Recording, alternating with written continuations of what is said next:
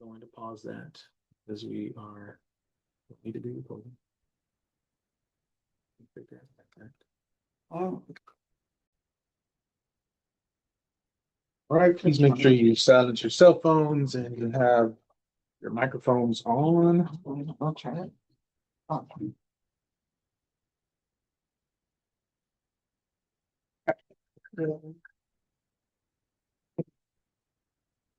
Okay, the time is now 6:30 p.m.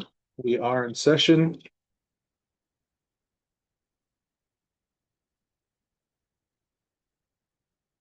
Okay, notice is hereby given that the City Council of the City of Sandy Oaks, Texas will hold a regular meeting in the Town Hall on Thursday, July 23rd, 2026 at 6:30 p.m.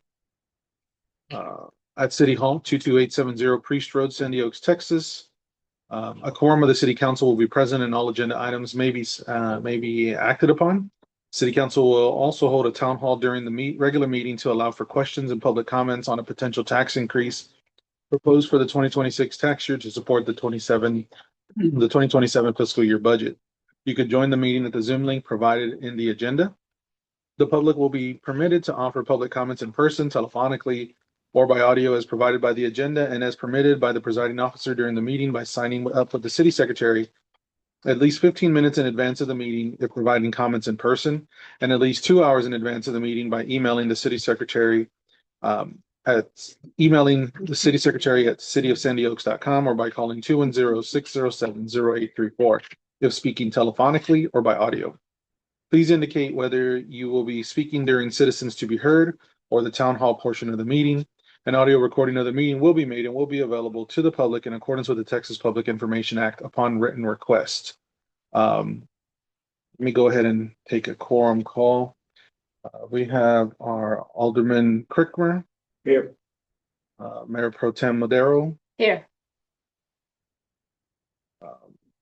Alderman McNeil. Here. Alderman Tremblay. Here. Alderwoman Walker. Not present. Our city secretary is absent today. We do have our city administrator and our city attorney is present. I believe we have a quorum. All right, please stand for the Pledge of Allegiance. Pledge allegiance to the flag of the United States of America and to the republic for which it stands, one nation, under God, indivisible, with liberty and justice for all.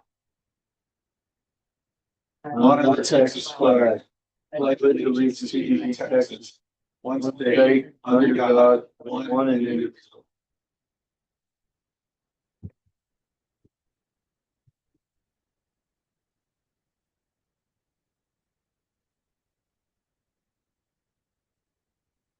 Okay, moving on to agenda item 3, town hall moderated by the mayor and city administrator to allow for questions and public comments on a potential tax increase for 2026 to support the fiscal year 27 budget beginning October 1st, 2026, ending September 30th, 2027. This is not a public hearing on the proposed tax rate or budget. A separate public hearing will be held prior to council's consideration and adoption of the 2026 tax rate and budget for fiscal year 2027. The time is now 6:34. We are in our town hall.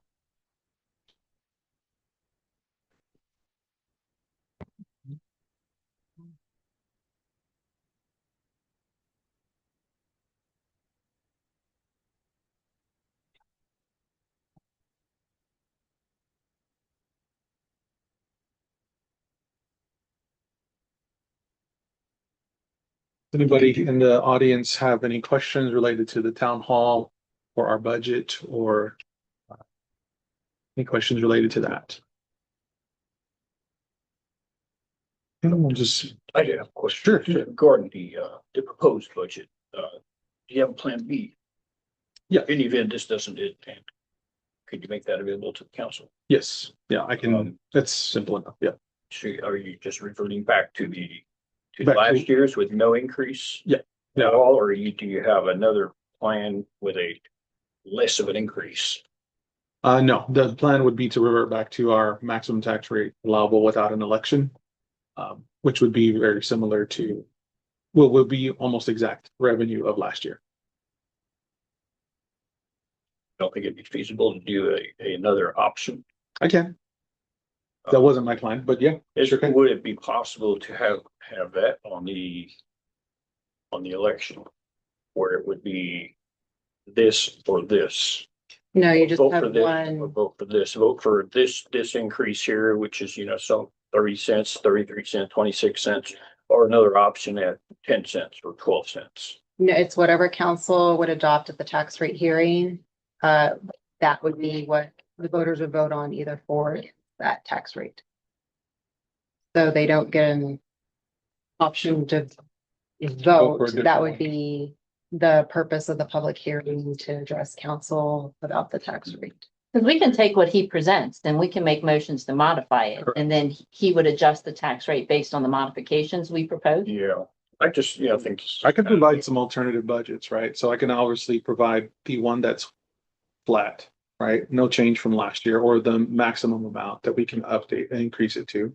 Or we can do we don't want to do the tax rate like the M&O tax rate. And instead we want to do the like the bond, right? So if we want to do a bond, that can be a separate version. Because in the budget, I see on the road bond, you're including ACO and building. That really should be totally different line items that shouldn't be included in that line item. Yeah. I mean, it's just lumped in there because that's just the line we were using, right? So, but yeah, it could be. But those are changes we can make when we're looking at it on Tuesday. We can make motions to say you need to change this to be this if you want me to approve it. Yeah, most definitely. But like I said, we could do a couple of things, right? We could do the flat rate. Everything stays the same as this current year.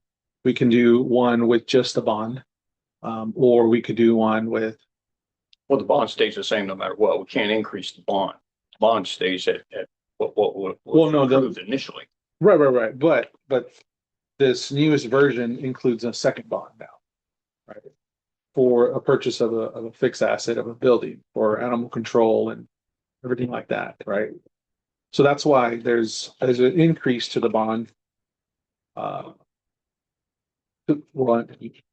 And so on the budget, it's titled Road Bond / ACO Building INS. Right, but it's lumped together. Correct, I don't know what are you asking for ACO and building? Gotcha. In regards to the bond, Yeah. the road bond. Yeah. Because they're two separate items and the balance that on the road bond, that's not going to change. So in essence, then if we do another building, then it's going to another increase in just that'd be a separate tax. I want to make sure I'm Would be answering. included in the property tax rate. If you're Yes. asking for a bond to build for a building. Yes, I have that information, right? And that's minimal, right? Because that's a 30-year note. So the interest, the increase in taxes on that would be pennies, right? Versus the interest on ad valorem taxes or maintenance and operations would be, a quarter or whatever it may be. And what is the amount of that bond? What would the It's $1 million. $1 million? Yeah, the last quote that I had for a building was over $500,000, and that it doesn't include any furnishings. That doesn't include, a parking lot or anything like that. And that was with the city engineer. And I can break that out. It's just so that we have that information. We need to make a good effort to inform the citizens on what the tax increase will go to, Well, that's my point. So you want $1 million building. the whole thing. That's the whole thing. That's turnkey And where would that be located? at the park. You want $1 million building for animals when the police department is still in this. And it could be used for anything, right? Okay. We Yeah. could relocate them. The the town park hall or is whatever for it may the be. citizens to give us their priorities as far as that goes. I don't know if it's been presented that well to them. Well, Yeah. did anybody show up, right? They ask the questions like y'all are asking, then I can give them those answers, but With the one that I ran, I did kind of point the citizen in that direction, and I did get some input from him regarding what he thought in terms of that, but yes. So hopefully, and now that the budget is out there, the mayor the citizens can look at it and come either to the last town hall or Tuesday's meeting and present specific questions now. Right. Since No, they didn't As get, far as the referendum goes, excuse me, as far as the referendum goes, it'll be two different items Correct, like that they'll be voting on. like a And Prop A and a Prop B. it would state, approve a Yep. bond for $1 million for an animal control facility. Correct. It'll be, Or approve a ad valorem, a maintenance and operations tax. Right, so there's two different, right? There's a maintenance and operations tax, which includes more salaries, right? Which is what you can correct, raise. that's operational. Right. But then there's a separate, like, so kind of like we saw with the Spurs, right? There's a Prop A and a Prop B. That's what we'll have. We'll have a Prop A, which is for maintenance and operations, and a Prop B for, a building. Big asset of a building. Yeah. But you should also consider some options other than the $1 million building that our engineer proposed with all the fancy stuff, because our animal control office has presented other options that were much cheaper than that. Sure.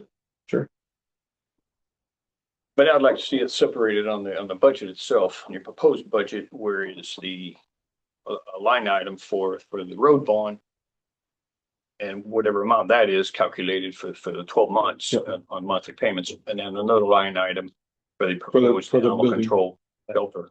Yeah, I think it's, I'd also like to see the employees broken out by line item too. You do it for the front office staff, but you don't do it for like public works. What is the budget for the public works director, the public works employees? Yeah, not What's- individually, but it's lumped together as far as. Right, so the- you got public works. so you want to see it like the city secretary and the court. Like we're clerk. spending this much for the director and then each employee underneath, we're paying this much for her support. That way, if the citizens come back and say, we need another public works person, or we don't need to, we can see the numbers of how that's going to impact the budget. Same with the police department. They like, I want more cops on the street. How much are we paying for each patrolman? You just have a lump sum Correct. of like $500,000. So it's like, we got a chief, we got a lieutenant, Yeah. each patrolman costs this much.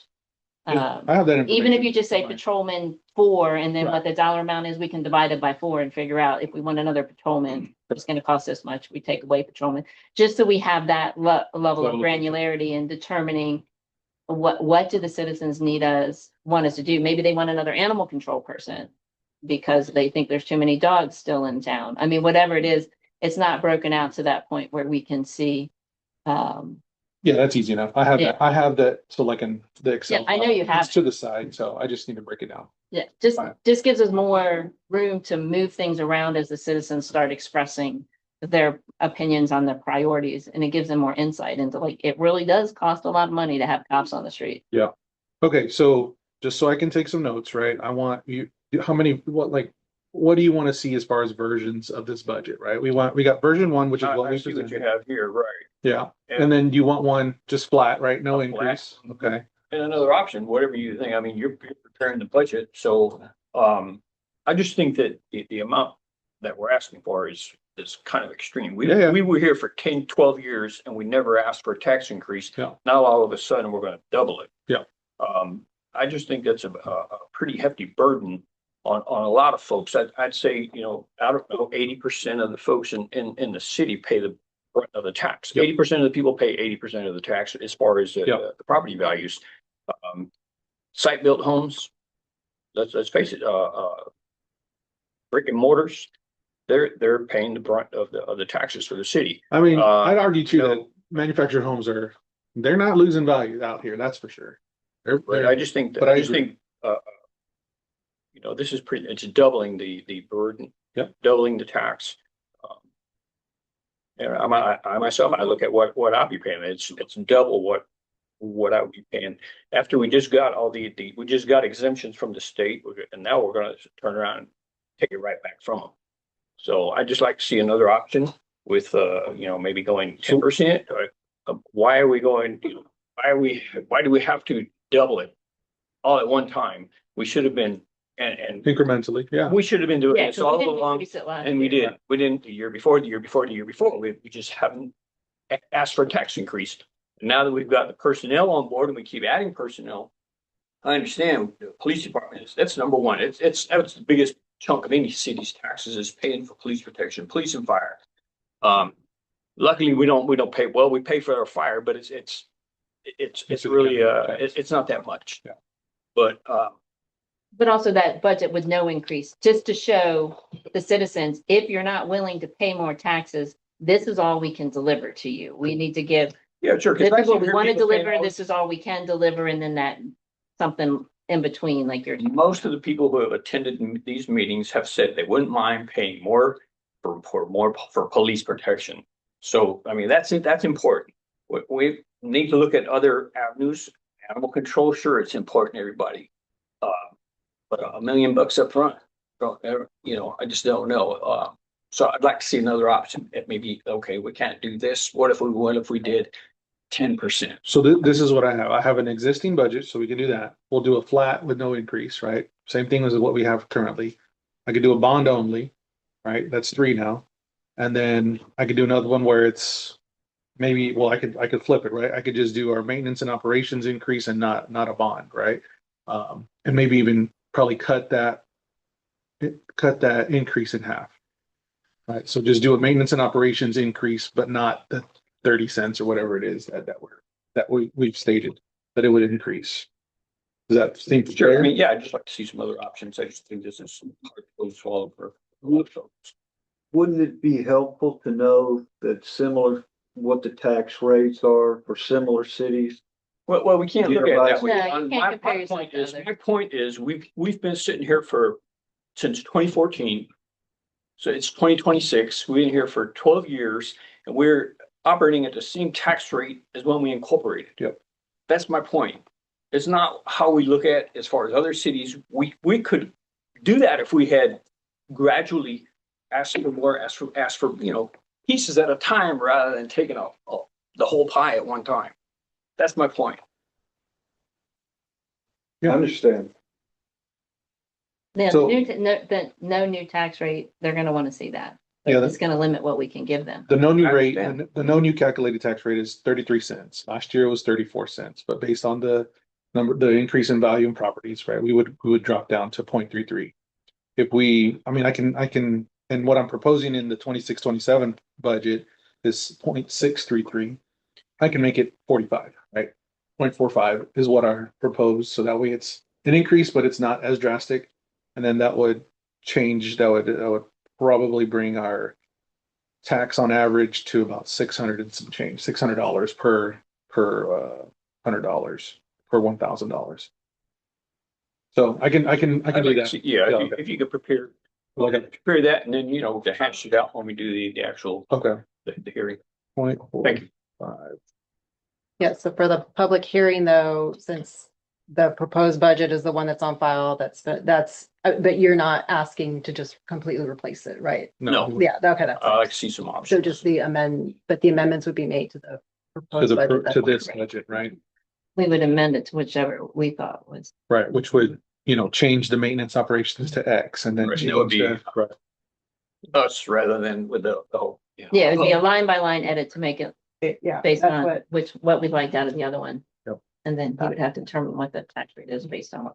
All right, well, I'm gonna go home and start working on that. That's gonna be a long. All right, any other questions for the town hall? Also for the public hearing, so you don't have to, I think a lot of y'all know this, don't have to adopt the budget after the public hearing, but you do need to make a motion, so a motion to postpone until August 13th, the next regular meeting. So that way the mayor can go and make those amendments and then bring it back to council, and then that's when the budget would be adopted.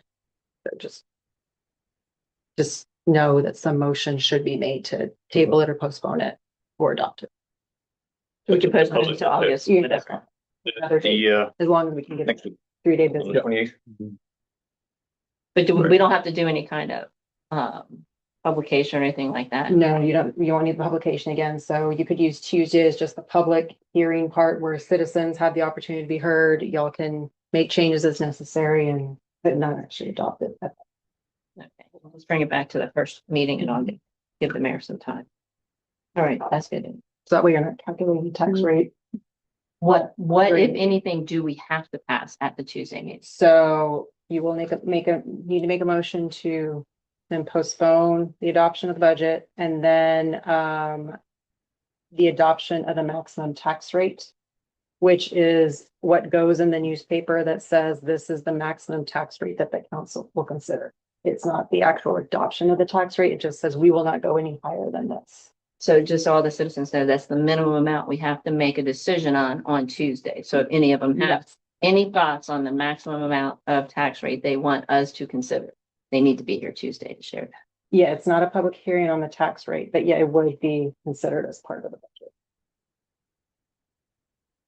And then I don't think we've received the tax worksheet from the appraisal district yet. That's also on the agenda because it's on the agenda for tonight. I don't think we've received it, so it's on the agenda for next Tuesday. Okay. Any other questions? All right, so time is now 6:51. We will close the town hall. All right. Moving on to agenda item 4, citizens to be heard. People wishing to speak may sign up with the city secretary in the time and manner is indicated above. The time is provided for citizens to address the city council on issues and concerns related to the city of Sandy Oaks. Please note that the Texas Open Meetings Act prohibits the city council from responding, commenting, or discussing items or topics during the portion of the meeting that are not included on the agenda. City council appreciates hearing from the citizens, and your thoughts and questions are valued. However, civility and a sense of decorum will be strictly followed. All speakers must address their comments to the city council. Speakers shall refrain from public criticism of the members of the city council that is prohibited by law. This item will be open for up to 30 minutes with 3 minutes to each speaker. One person may speak on behalf of a group. Up to 3 people may register on behalf of the group or the spokesperson to be allotted up to 9 minutes to speak. If there are more than 10 speakers, we each will be given 2 minutes or 6 minutes for a group spokesperson. Excuse me. At this time, I do have one person signed up to speak. That is Miss Rebecca Flores. Ma'am, you do have the floor. It is now 6:52. Thank you. Thank you. Yeah. Thank you. And good luck with your. Property taxes are always a real interesting conversation. My name is Rebecca Flores. I live in Bexar County, and for your information, I'm a member of the Mission Concepcion Catholic Church and a precinct coordinator for the Bexar County Democratic Party. On May the 18th, 2026, your city police department signed a memo of agreement with ICE to participate in the 287G program to enforce immigration law. This program was mandated in 2023 by Senate Bill 4, requiring that every county sheriff in Texas enforce immigration law. Your police department voluntarily entered into this agreement with ICE and then opted for the most restrictive model, the task force model. This model allows your officers to identify and report persons who they suspect are immigrants, ask them for their papers, detain them, and hand them over to ICE. Under this model, the police department may receive thousands of dollars for equipment, for new vehicles, for salary, benefits, and overtime pay. Your town covers 2.5 square miles of the population of about 5,000 people. 75% of your residents are Hispanic. They should know that there is a target on their back. Have you informed them of this agreement? Must they now be concerned about driving around or even walking on the streets that they have paid for with their property taxes? Should they know to be careful when they call 911 for help because the police will ask them for their papers? Your police officers now can make a choice to either answer a 911 call from their residence or chase down someone they suspect is an immigrant so that your police department can get reimbursed for their catch of the day. Do you know if these police officers will make the correct choice? In your eyes, what is the correct choice? Are your police officers now reporting to the Department of Homeland Security rather than to your city for their actions? If someone sues for false imprisonment, are you worried that your city will be sued also? How many police officers have received training in the task force model? How much funding has your police department received from the Department of Human Services? And do you have a racial profiling policy which includes training for police officers? I ask you, mayor and city police and city council members to examine your conscience. Is this against our Christian teaching? Immigration agents around the country are violently detaining people in the streets. Some have led to death. Are you prepared to see that happen in your streets? Neither you nor your officers can defend themselves by claiming they were following orders. Following orders is never a justification to perpetuate evil. I hope that you respect your city's taxpayers enough to respond to these questions in public. Thank you very much for your attention. And I'll leave this with you. So Yes, that way I can take those questions down. Give it. You could have left it there. That's fine. And maybe, and I've left my phone number and information there. For you to contact. Thank you very much. Thank you. And if you'd like to grab a card, we have some right by the window. Okay. That way we can be in communication. Thank you. Thank you. Okay, that is the only person we did have signed up for citizens to be heard. So let's go ahead and move right along.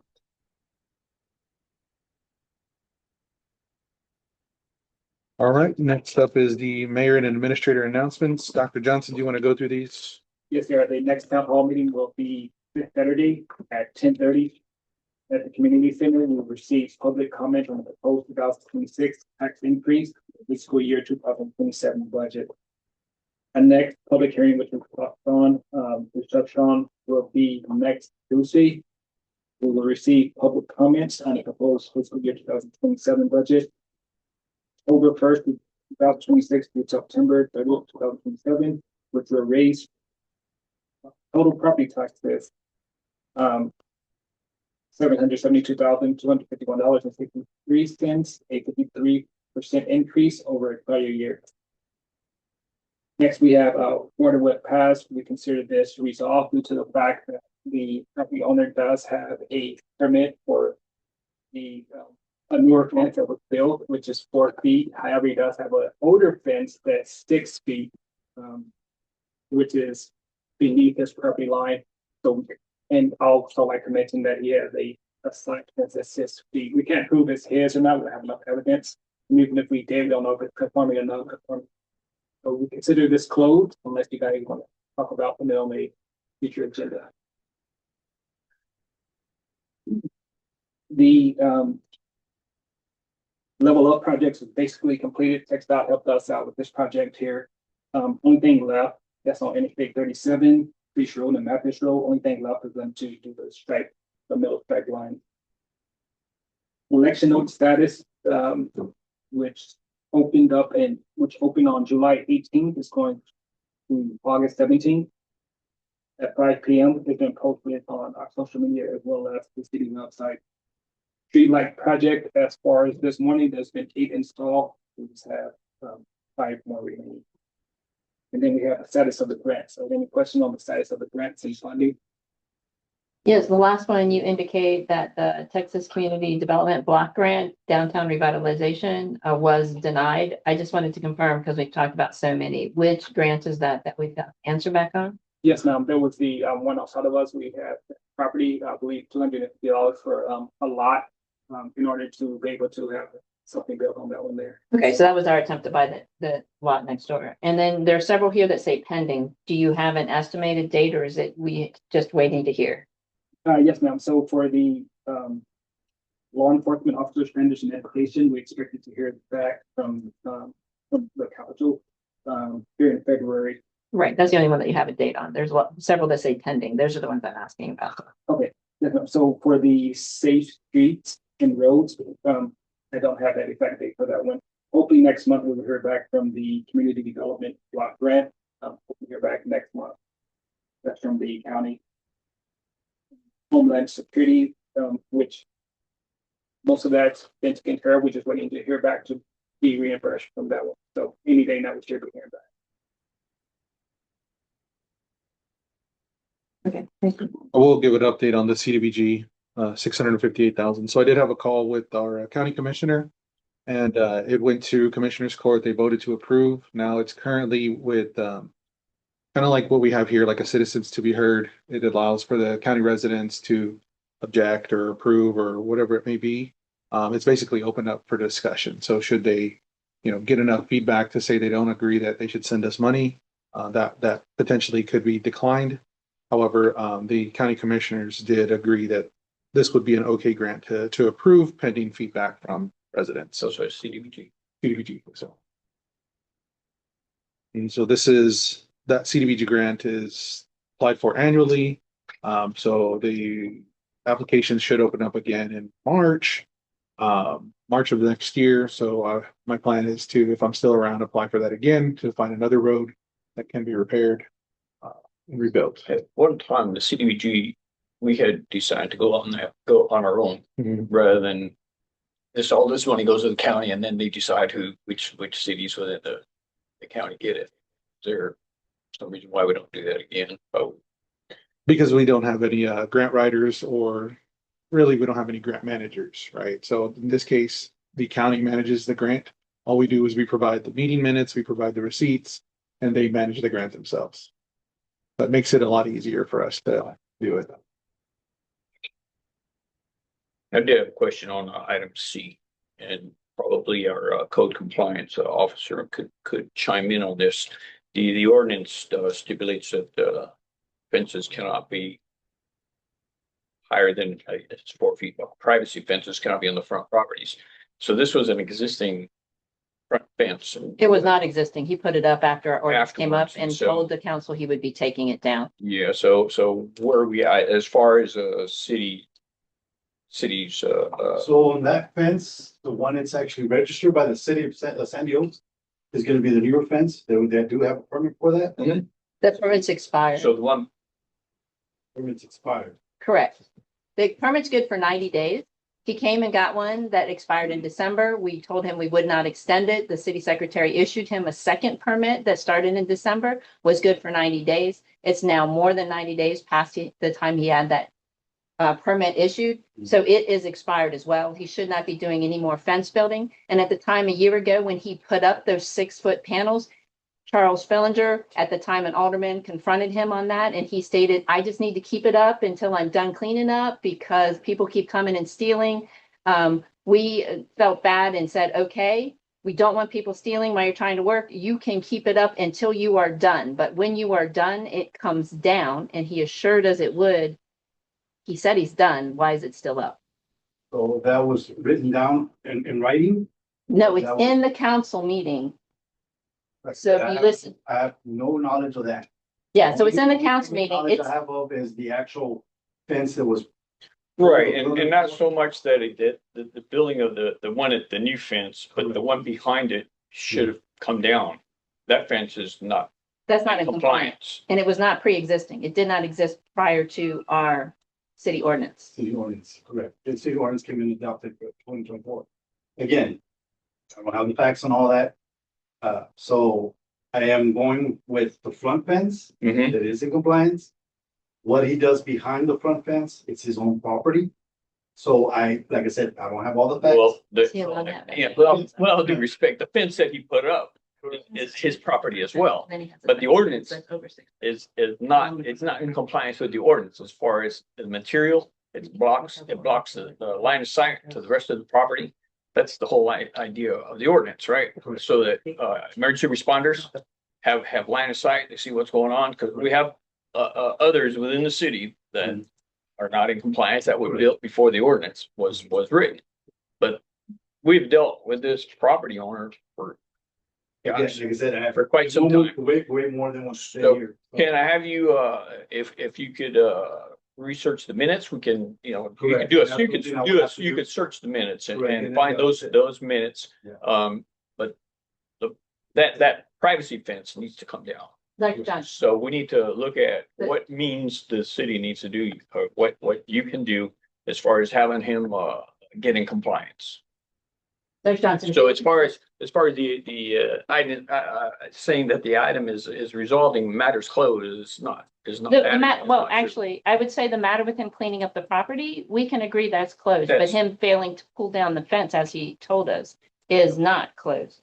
So I would, Dr. Johnson, if you look at that spreadsheet I sent you, where I was doing a list of those action items that needed to be followed up on, you'll be able to identify which meetings and which meetings we talked about that item, I think. It might be in that spreadsheet. But it was over a year ago. So it was probably March or April timeframe of last year when it was on the agenda. Okay, yes, I'm going with. And I'll take a look at my notes too and see if I have anything clear to help you actually pinpoint exactly when that came up.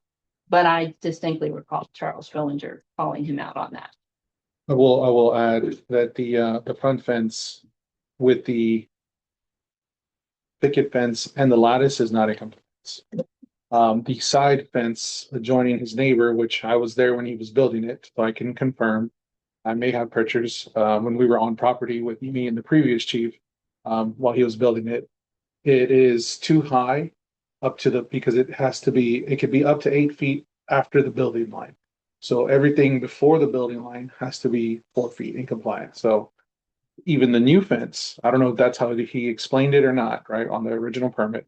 But the new fence is not in compliance with the current, with the way the ordinance is read. So, yeah, I mean, I have, just to give you an idea here. So fences on or behind the front building line, except side and rear yards abutting a street, may have a maximum height of 8 feet. Right, so again, behind the building line, he can go 8 feet because he is not abutting a street.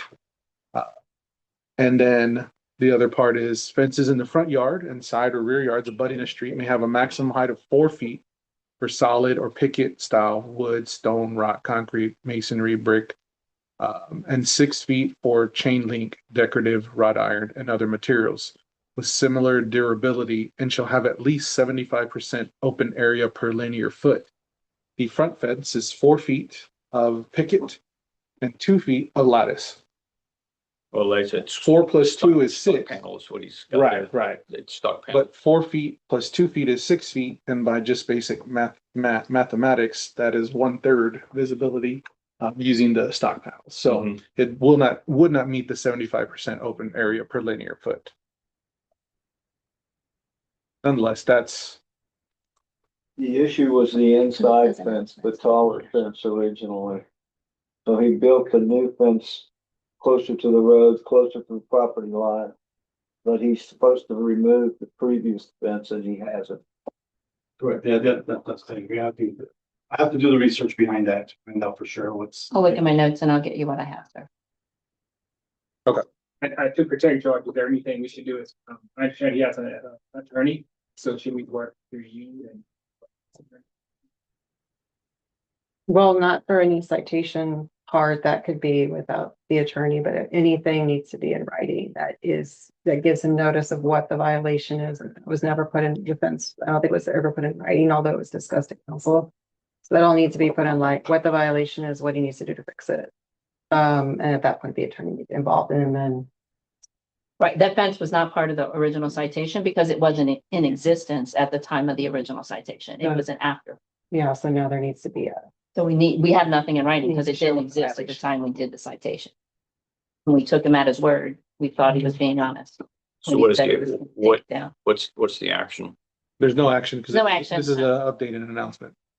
So- Or is what Dr. Johnson needs to can provide to the code enforcement officer?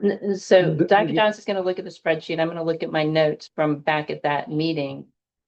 And then email George, which meeting he needs to listen to hear him state he's going to pull down that fence.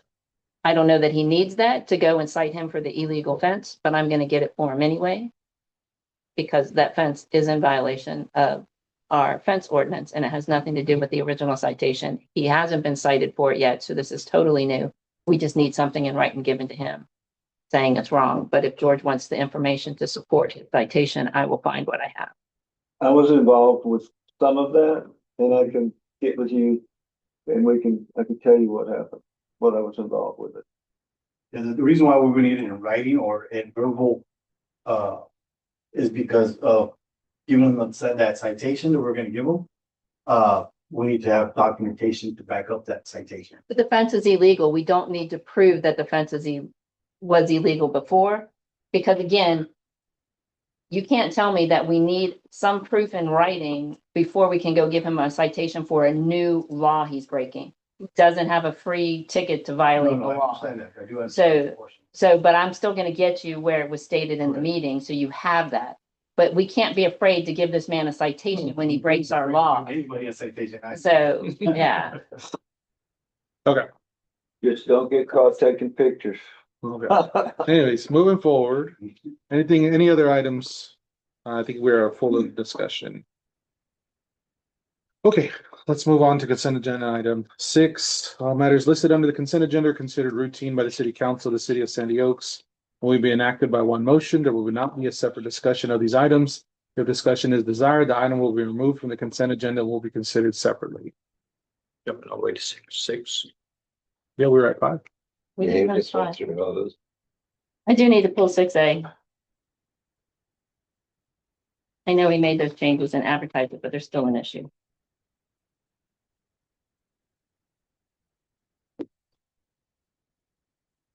Anybody have any other issues with agenda item B or C?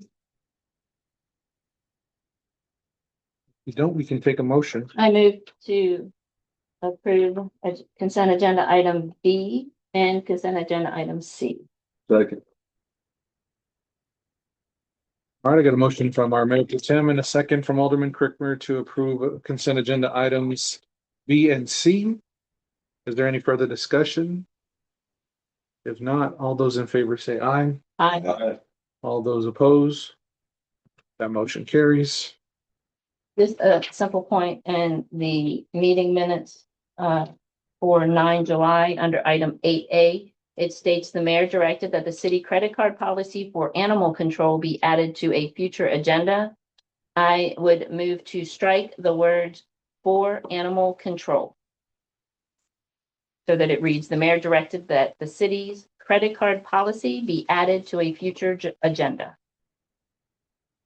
With your motion, Yeah, that's my motion. Strike for animal control. may I have a second? Second. And a second by Alderman McNeil. All right, I do have a motion by our Mayor Pro Tem and a second by Alderman McNeil to strike for animal control on consent agenda item A. Is there any further discussion on this item? If there is not, all those in favor say aye. Aye. All those opposed, motion carries. I move to approve consent agenda item 6A as amended. Second. I do have a motion from our Mayor Pro Tem and a second from Alderman McNeil to accept consent agenda 6A as amended. Is there any further discussion? Not all those in favor say aye. Aye. All those opposed, that motion carries. From Eric, the reason I asked, you were jumping to item 6. I don't recall us discussing item 5B. And I have a question about the For the public hearing, 5B under 5B is a public hearing at City Hall. on the agenda, so I put it the wrong agenda. No. Yeah, what's online is different. That's not good. That's probably normal. Give me a sec. you're good, take your time. No, 5B, but I just looked at something. July 28th, 2026 at 6:30 PM.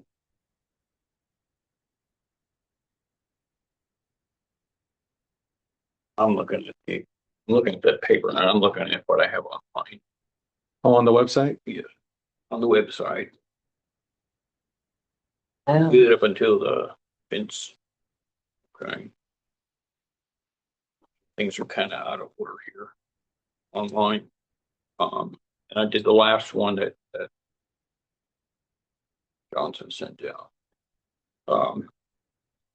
So the one online is different from the one in our folder, is what you're saying? Hmm. Because online, on the website, it's 5B is the public hearing or the budget.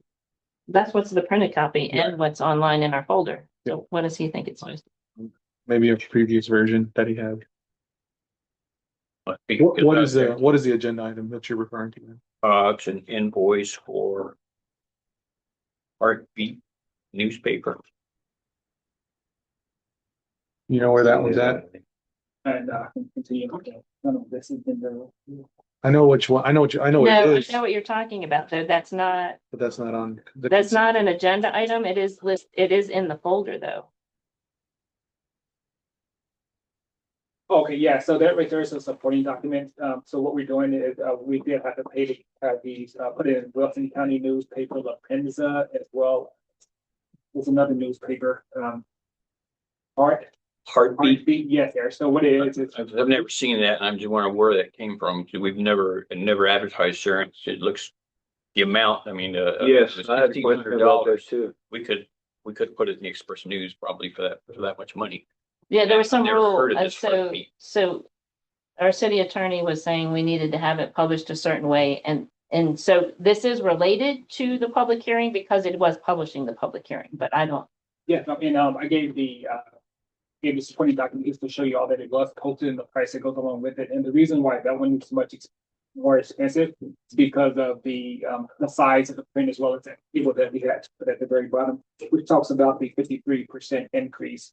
Wilson County News did a digital one, which only included the header and pretty much the summary, which we found out later that we needed to include the table. That's the reason. That's all. So where is this Heartbeat Yeah, Publicated, published? published. Where is it published and where is it distributed? Yeah, both online and they do send out newspapers. What newspaper? Johnson, that's what he's asking. Say again, what's your question? What newspaper? That's not our city's newspaper, is I think where Alderman Tremblay is concerned. Oh, okay, yes, it is within Barrett County, but no, it's within Barrett County there. But is it sold here in town? Is it distributed in town? Because that's why we selected Wilson County News as our city's newspaper. who's their audience? Which is our primary, yeah, Wilson County News, but. But why did we go with this other one? Is it still going to get to our residents as it would have if it was published in Wilson County News? I think is what Alderman Tremblay's concerned. So let's direct that to the city attorney just to allow for some insight. So the notice for public hearing on the budget needs to be filed in a newspaper of general circulation in the county in which the city is located. So that's Bear County. Our newspaper of record, Wilson County News, is not a Bear County newspaper. So that is why it was also published in Heartbeat to comply with that part of the statute. But then it's also complied with Wilson County News because we have to publish all our notices in Wilson County News as the newspaper of record. But I think we were covered with La Prensa. Well, La Prensa did not meet the deadline of the publishing deadline of when we needed to publish that notice. And we didn't discover that until after our last council meeting. And that's when the decision was made to go with this as a backup plan. Correct. So it was published in those three newspapers. The Heartbeat satisfied the timing, so did Wilson County News. La Prensa did not satisfy the timing, but it was also published there. So is this at your recommendation or? I just recommended a newspaper that was general circulation in Bear County. I don't select the newspaper, just one that would meet that I requirement. just kind of throw up a red flag and Heartbeat. Never. It's a legal publication. All right, look at them. Would the San Antonio paper be better? Well, we just know the Express News is expensive. Yes. And know that well, the price tag on this one was. Just in the future, we'll need to make sure we consider the printing timelines before we make a vote on the city council on which ones to go with, and just have multiple options available before we make that decision so that we don't just need more insight into what those deadlines are, so we don't run into this problem in the future.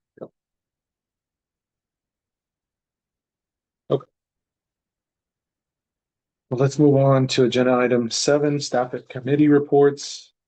7A, financial report on income and expenses for May 2026 with possible discussion and or action. Dr. Johnson, you want to go ahead and take this one? Yeah, the general reconciliation report, statement of beginning balance is $25,000, $426.03. Next, in payments cleared is $130,000, $192.27. The option and other credits cleared was 25, which is $66,896.81. Ending balance is $341,830.57. Registered balance as of the 30th of June is $341,830.57. The cleared transactions after June 30th is $0. And then the uncleared transactions is a Amazon, you can see at the very bottom of the second page is $200.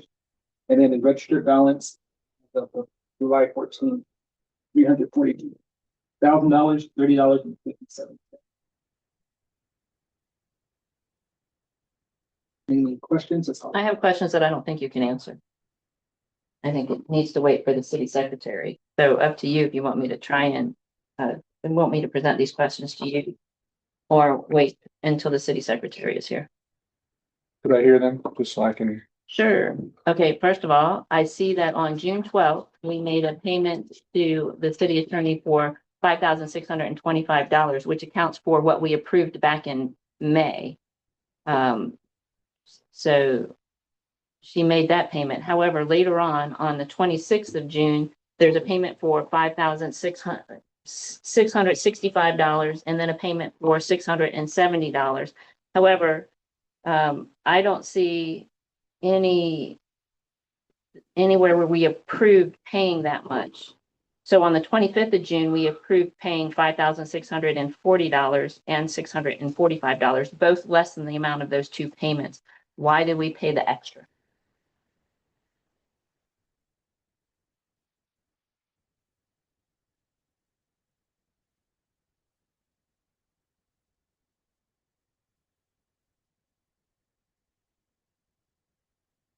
But I can get the facts for you tomorrow, what them within the office. I think the facts need to be brought back in front of the city council so that it's documented, because this is not the first time we've messed up payments. And I want to make sure the citizens are hearing how we're clearing this up, because previously this year we had to get credits from her because we overpaid. And I want to make sure the citizens are aware of how we're tracking this, because just sending me the answer appeases my curiosity. But I think our citizens have a right to know as well. So the August 14th meeting. Okay. Yeah, I just think that needs to come back. So, and then, Commerce Bank on June 3rd, $4,000. $4,330.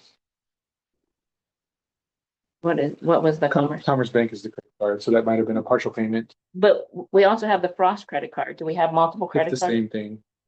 The Frost Bank credit card is the Commerce Bank. They're just likely not labeling it consistently. So we've made multiple payments to the credit card in 1 month. Correct. Where are we tracking what these what this credit card charges are then? Because we've also made another $5,000. We've charged almost $10,000. We paid almost $10,000 to the credit card during the month of June. What are we putting on our credit card bill that is equivalent to $10,000? You got all kinds of, everybody's buying supplies, everybody's buying, I don't know what kind of. But I equipment mean, The police department, maybe. a yeah, lot of that's things $10,000.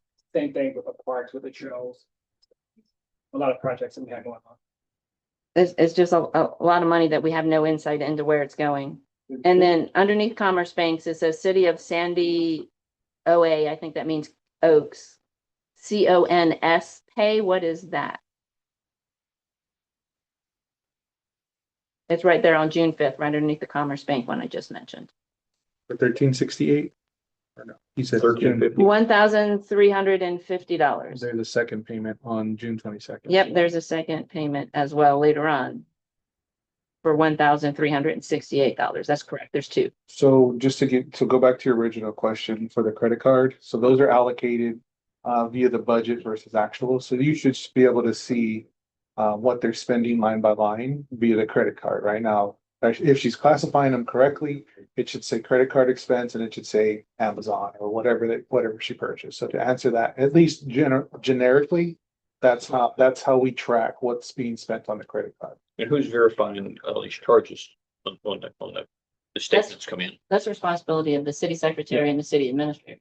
Now, I assume that next year, under this new fiscal year plan, we're going to go ahead and start having the directors start giving us more accounting of how they're spending their line items that we're giving them. Yeah, most definitely. Give them a little bit more responsibility to help us have more insight. Because our spending seems to be all over the place. We keep having to rearrange stuff on the budget. So if we can get them more engaged with monitoring this credit card payment. Yeah, I mean, spending, I wouldn't be so worried about it. But yeah, I think we can. I'd have to figure it out. Can't we break it out by cost centers? No, we don't need it tracked and quickened, but if each one of the department heads says, the mayor's giving me $10,000 for this fiscal year for building maintenance. And they come to this meeting and say, hey, this year, so this last month I spent 2,000 on maintaining buildings. And whether they put it on a credit card or got it from a check, I don't care. But at least I know and I have confidence that that director is aware of how their line item from the budget is being spent, which is what I'm more worried about as opposed to how it's being spent. But the way all this stuff is entered in here, I can't always track and tell how everybody's spending their money. And this is my concern. No accountability. It's just. Right. And that's why if we make the director heads, the heads of the departments responsible for that, starting with the next fiscal year, get them ready. So October 1, we tell them, here's your budget. You have $10,000, whatever it is. Yeah. And you're going to be expected when you bring us your monthly report to tell us how much is left of that. How much of that budget did you spend? Where are you at? Because we get that budget report, which tells us overall, but it's not always accurate. Which isn't like Public Works is way over budget on uniforms, but animal control was spent nothing on uniforms? Yeah. What? Something's off there. But if we had the head of the department tracking that, we'd be making sure everything's going in the right spot. Give them a little bit more responsibility instead of dumping everything on Delma to sort out. She just sees uniforms. Whose is that? Is that animal controls? Is that Public Works? Is it police department? Whose? And just try and spread that out a little bit so that we have a little more insight. That's just, I mean, I think would help alleviate some of my concerns when I see multiple payments to a credit card for $5,000 every month. The 2 payments to a credit card company. I think there's actually 3 this month. It's just, I mean, we didn't get 3 bills. It should have been 1 statement. Right, right. So as the limit maxes out, they make a payment, right? Because I think the limit's. If I said something, I'd be guessing. yeah, so that's why I think again, I think he's gonna have more problems if you're gonna add people or allow more people to use the credit card. no, I'm not, the credit card policy is gonna be a different discussion. Yeah. You don't need to control the credit card to make sure you are tracking what your people are spending of your budget. Think of it when you were in the military, you were in charge of Oh, the yeah, you squadron, had- you got a bunch of people spending money. You had a You're budget still officer. responsible for it. The budget officer is still responsible. Right. So it doesn't matter, there's 20 people with a credit card, one person is tracking it. But why should we make Delma? I mean, she's got to put it all in the system anyway, but why should we make her track it to the finite detail that we should be expecting the department head to have that insight into what their budget is, where they're at, where they're spending, what more can I spend money on? Where do I need to cut back? Where do I need to monitor my spending? Where do I need to ask for more money? That'll have to be added to the department heads' job descriptions. That they're responsible for controlling their budget.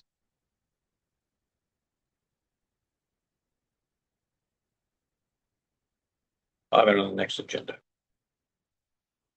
So, but anyway, it's just because there's so many payments and I'm not sure where they're going to, because there's several. But again, what does the city of Sandy Oaks cons pay? 2 payments around just over 1,300 each. From my understanding, I did speak with Delma about that. She, Again, this is why I suggested we wait until Delma's here. Yeah. Because you can speculate all you want, but she's the only one that's gonna actually own. And why is there also a charge that says it's a check to Cross Bank checking account for $339.54? Why are we writing a check to the checking account? That is on June 17th. Fence type says it's a check. Payee Frost Bank checking account. So we're writing a check to ourselves. Yeah, I think that's the way it's presented, but I don't think that's accurate. I think it's just they Yeah. selected the wrong vendor. So Let's pull that. yeah, let's just postpone it until Thank you. to the next meeting.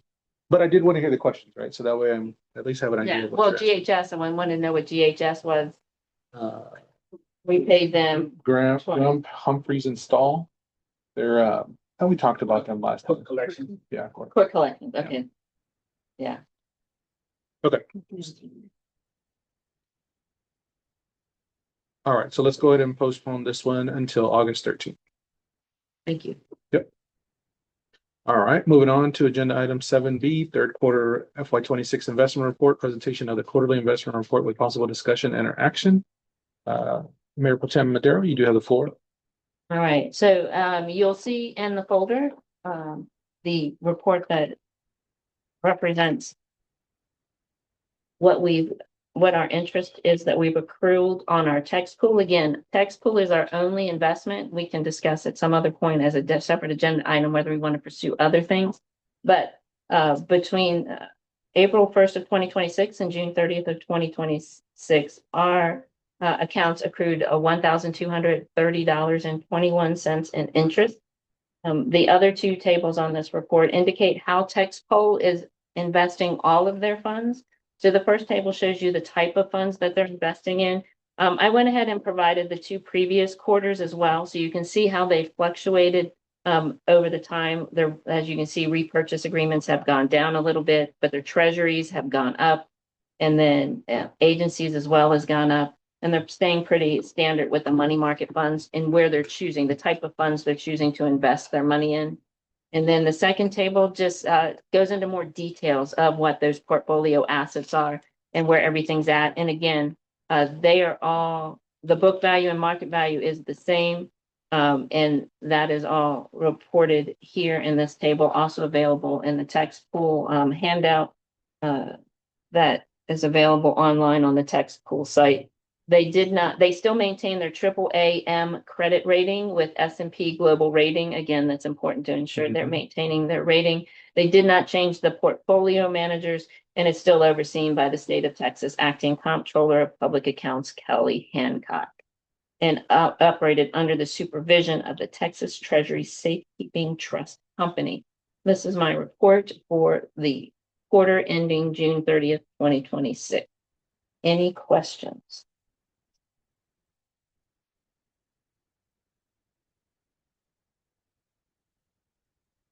Questions from me?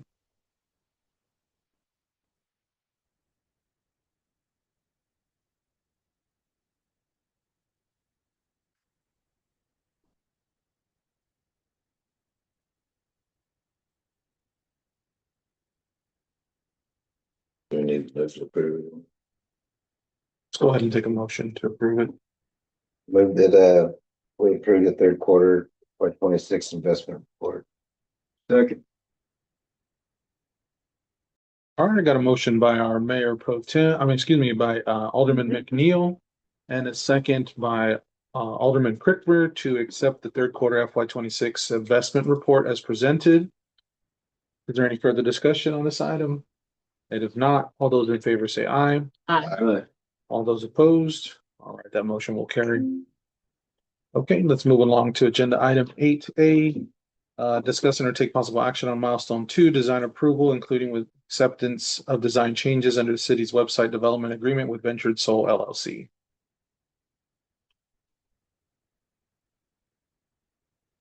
I'm still finding issues. I didn't get through everything, but just on the first page, if you scroll down to the bottom, it says police transparency. If you click on police transparency, it takes you to a page that says police transparency and nothing more. The permits page takes you to a page that lists 3 kinds of permits, but doesn't allow you to actually apply for a permit. I thought that was one of the things we were supposed to be getting with this website. And it doesn't include the permits like we have, like fence permits, manufactured home permits. It's not complete. There's still some information missing. And I thought the write-up, the information that I presented to you, Mayor, and I saw you type up and submit, I thought it included those items as well as others. I don't know if anyone else has had a chance to look at it. Yeah, I believe she's online. She can ask any questions. I You here? believe she's on. I just see resident, Chris, and Priscilla. So I don't know if anybody is Ms. Bennett. Hi. Okay. Hi, yes, I'm right here. I just didn't want to interrupt. To address that, as far as the building and permits, they're live on our end as well. I just spoke with my development team today, and we just have to go in page by page, which is, the aesthetic. It's the smaller portion of things at this point to place them per page. So you guys will have that delivered like with the full link as well. And then the police transparency document that was submitted, pardon me, as far as who actually emailed that to me as far as the feedback. That's been updated as well. We just have to resubmit the new link. So what you guys are looking at on your page, or the specific website, you'll see all of the forms submitted at Pay. All we need is the payment portal link as well. I spoke to Dr. Johnston this morning, and he's been communicative with me as well, with getting those 2 pages that are blank, which is, I believe, the code enforcement as well as community center, I believe, the content fully filled out.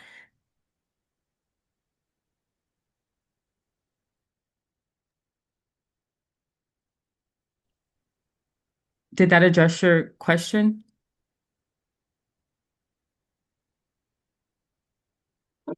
Oh, did I lose? Hello? No, no, you're here. We're here. We're looking at it real quick.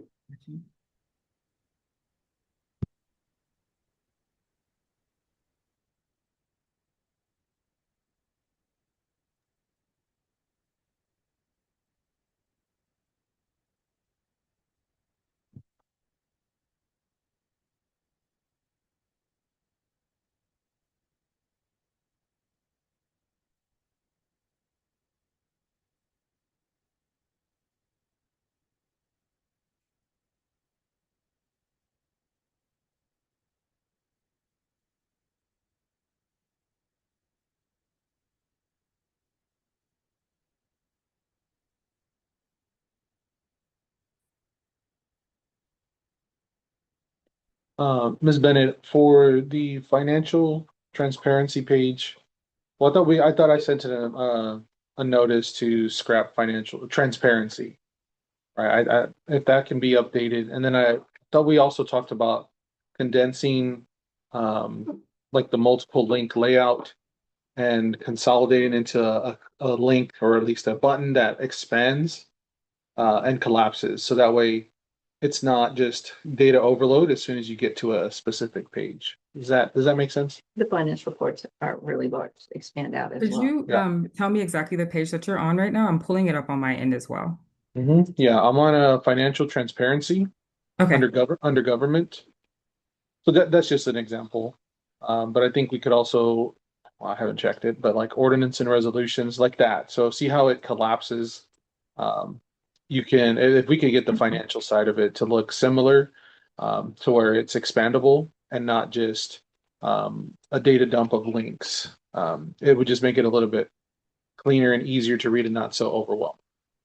Right, the linkage overload there on that page. Okay, got you. I'm tracking that. I did have, unless you have anything else for me, I had one residual question as well.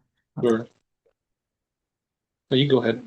Oh, you guys is the master fee schedule as well as the like the payment portal that you guys are utilizing for the payments of the permits. Do you guys have a selection of what it is that you guys are using at this time so we can go ahead and integrate? No, I don't think, well, We have not selected Yeah, a we have- application. right. So we don't have like a payment portal. What I think what was the expectation was for permits. But that was part of the package. Is it part of the package? I thought which payment portal we were going to use was in the quote that we had. Then do you know if a payment portal was a part of our original So agreement? yes, so the forms, I wish I could pull up the screen right now to show you guys. The individuals would be able to fill out the form in its entirety. But I know a few weeks ago, I was kind of trying to get more information as far as the exact prices, right? The play-by-play with the exact costs per form and link that directly through those forms. And I was told, if I understood that correctly at the time, that there's a link that you guys are needing to select as far as a provider for that. Like you guys are like going through changes with selecting the payment. Dr. Johnson, if you could step in and help just as far as communication with that. I want to make sure that I understood at that time, you guys. Like it would link back to Communication the master pertaining to fee that. schedule? Is that am I understanding correctly? It would link back to our master fee schedule? Correct. Yes.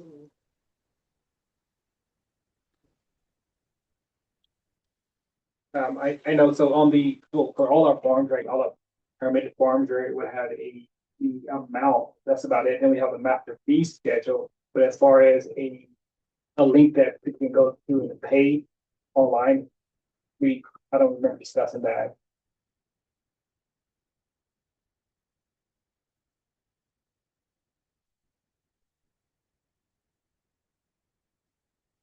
So I think under the permits, I think what it should default to is some sort of just a form, right? So let's get the form going and then we can email that to to the department head, right? Or to the city secretary or to the city administrator, whatever it may be. And then we can work on payment portals and all that. Are we talking forms or permits? Because some of the forms Mhm. things are working, but none of the permit links. I don't see any permit link. Like, they're two different things. I'm looking at permits. I wasn't. Because looking the at- forms, yeah, because the forms go to the Hey Gov website, Mhm. but the permits, they're not even linked. Where's the forms at? The forms, they're various different places. If you go to Public Works, there's forms. If you go to Police Department, there's forms, except for the apply for a ride-along, that link doesn't work. And neither does the sex offender registry search. That link doesn't work either. I mean, there's just a few odds and ends of things like that, but the permits, our permits aren't even listed. If you go to the very bottom of the page where it has the quick links, quick access, and you click on permits, it lists building, fire, and rental. Correct.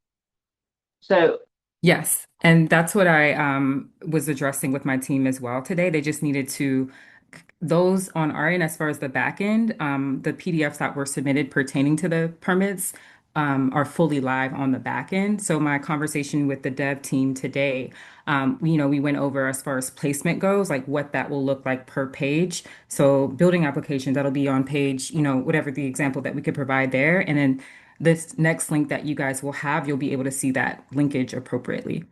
It links directly to that PDF that you guys provided. right, For but this each isn't even all of our permits. Oh, I have what you guys, I only have what you guys have submitted. I can get in tune with Dr. Johnson or who is Yeah. the better, kind of like he's been very communicative, and I'm appreciative of that, but I thought we were all in alignment with the forms that were presented the last email. Forms or permits, they're two different things. Well, both the forms and the permits. So a few weeks ago, when I sent the full consolidated feedback, when I BCC'd all the aldermans as well as Dr. Johnson and Mayor Martinez, just confirming that all of those checks and balances were there as far as the permits, forms, and any other feedback or notes that you guys would want for us to update. So you're saying that there's extra permits as well that you guys would need us to Yeah, we have inundate? a fence permit, we have a garage sale permit, we have an occupancy permit. I'm sure there's other ones I can't think of right now, but those, the manufactured home permit, I mean, Correct. And I will say that was documents until the last Friday when she mentioned, her team's still going through and they will process those. So those be shown up on our website. And we did send one to them last Friday, the ones from the secretary. Yes. And they're down. I think, is there anything you want to do with, anything you'd like to see? I have a payments? last question. I would be happy if they could fill out the permit and email the appropriate department, as the mayor just said. That would be a great start. I had thought that this website would provide them the ability to fill in the permit and pay the fee and submit it. I thought that was part of this based on the recommended plugins that came with this proposal. That's what I was expecting, was the ability to fill it out, submit it, receive payment and the application.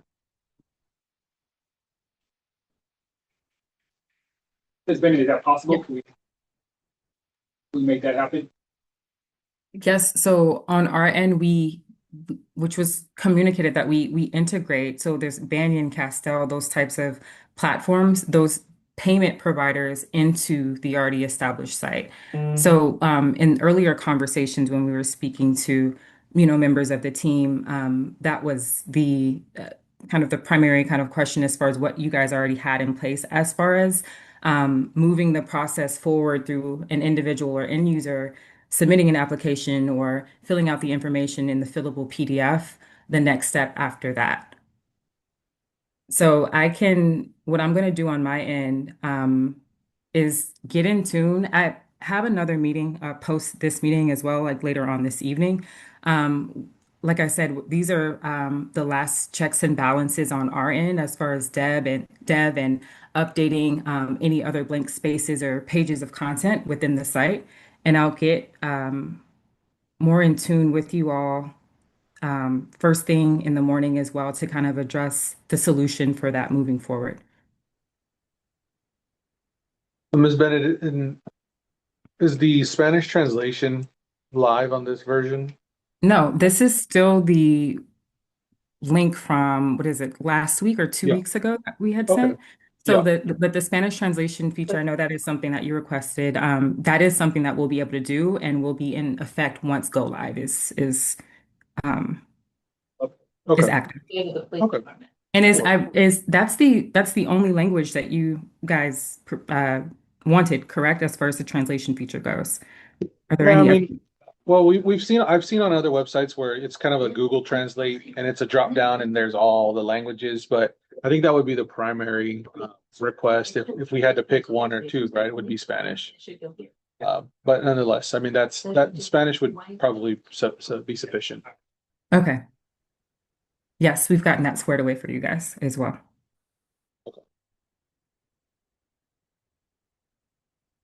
And then just an overview of where we're at. Like I said, we'll be able to kind of resubmit to you guys like a full, based off of the tweaks, the police transparency, the building permits, those two blank pages that I'm not sure if you guys have seen yet on your end, code enforcement, as well as I believe it's community center. And then, after go live, I'll be training your staff directly, whether it be via Teams or a video, of sorts. I'll be recording content as well for you guys to continue to keep at bay. But you guys have me throughout the duration of the contract, for any updates, anything of that nature as well. So that's pretty much the premise moving forward, but we'll continue to modify and update, based on the feedback as well that we've just received tonight.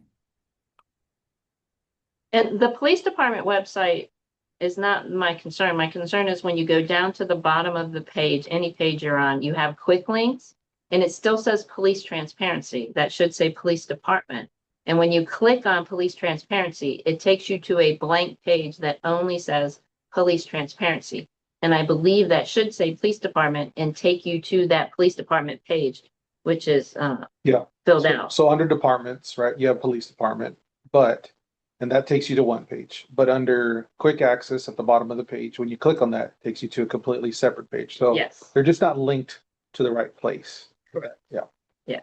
And then Okay. those are my two big concerns, was that going in the wrong spot and then not having the permits. Because that would make our city secretary's job a lot easier. A lot She wasn't easier. always that window, taking in permits, taking in the money. If people can fill it out and submit it. Plus, it makes it easier for our citizens because then they don't have to rush and try and get here before City Hall closes at 5. They can just go online, comfort of their home, whatever time of day they want to, and submit it to whoever needs to get it. But I thought we were also going to have the capability to pay it online, which I'm not sure about. I had to go back and look at the contract for that. But just the ability, the convenience for our citizens and the ability for our employees to receive the permit applications online, it goes to the right folks, I think would help make the business processes run smoother and the citizens easier for them to get to us. And we just need, I don't know, maybe Dr. Johnson can look into it and figure out what we had agreed to do in terms of payment options. Okay, certainly. Yeah, we will definitely, be able to get into and also pertaining to a solution to go ahead and address that as well. With the resources that we have and the team, we're just kind of eager to continue to, take in the feedback and implement as quickly. But beyond the quickness, we're primarily focused on quality, right? So, if that is a concern of yours, we're going to do what we can to, address that. I did also.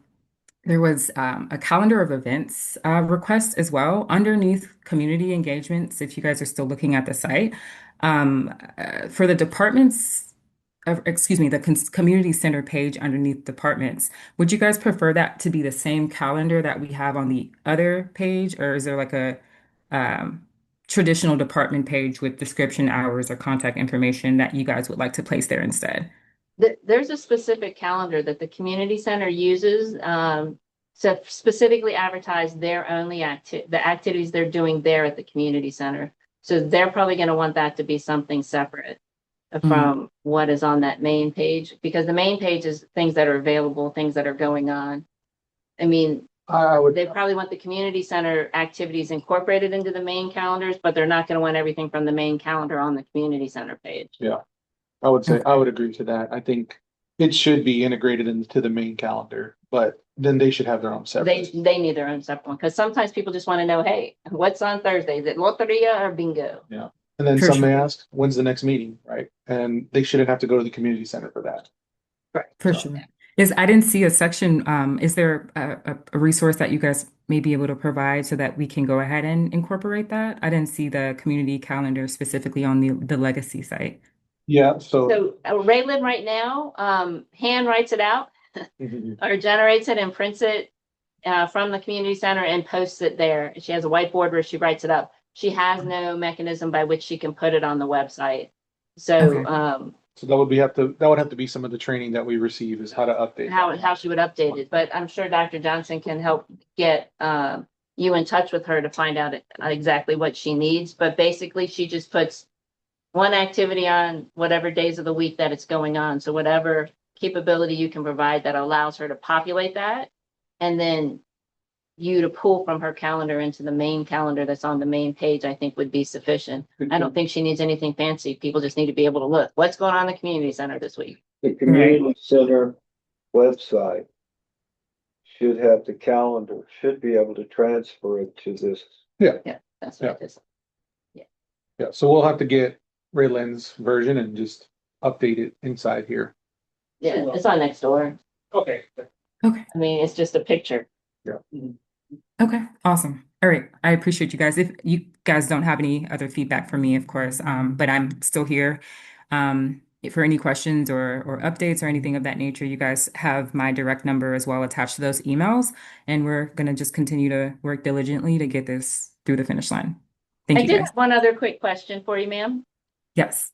You indicated you're going to be providing training. Will that training be recorded so that when we bring on new employees or if the council wanted to learn how to do the website updates, will that be recorded so we could potentially view it or share it with new employees?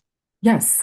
Yes, Yeah. that is a part of the process as well. The training will be recorded, but also, again, I'm contacting whether it be like a service request of some sort or just communicate, like if there is something that I can do to enhance or make it easier. Because I've tried also throughout this process to kind of hop on to connect with you all via Teams, and I understand like the schedule and things of that nature. So if recording videos is easier for you for that initial onboarding, then we can totally gear up towards doing that as well. But yeah, that's ongoing and throughout. Thank you, ma'am. No problem. Thank you. All right, any other items on agenda item 8A or any other discussion? All right, so then let's go ahead and move to agenda item 8B, discuss a possible action on invoice for milestone 2, design approval under the city's website development agreement with Ventured Soul LLC in the amount of $7,200. Oh, Mayor, I'm sorry. Are you gonna make a motion for 8A? There was no action. Bring it back? No. Okay. Do we? No, it's just gonna stay under unfinished business and it'll come back next time because she said she's gonna provide a new link that they're close to getting that done. Yeah. And so my question in terms of milestone 2, that's design approval.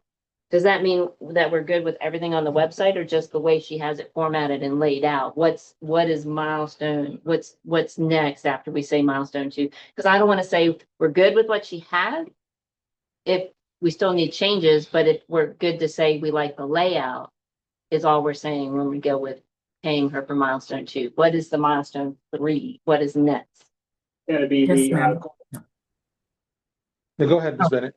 I'm sorry. I was gonna say, yes, so milestone 2 Milestone 2 is really solely for the staged website design, making sure that everything that we've migrated, looks good. Mindful of the tweaks, which tend to be ongoing, right? Nonetheless, a lot of what it is that we've been discussing at this juncture is more so like the aesthetic aspects of like, hey, this content needs to look this way, or can you embolden these letters, or ensure that these links are updated. So we just want to make sure that there's alignment with the website design as well as the core configuration of it. That's milestone 2. And as for milestone 3, that's go live. So making sure that all the systems are active. Ma'am, what you addressed with us today as far as the links, if there's any broken links, staff training has been completed. And once that's done, then that is the finality of milestone 3. Okay, so milestone 2 means that we think you've moved over everything from our other website and that we like the way you've got it laid out. And we're ready to move on to having you do the tweaks and the fine tuning and the broken links and other things we find as we get ready to go live. Is that accurate? Yes, ma'am.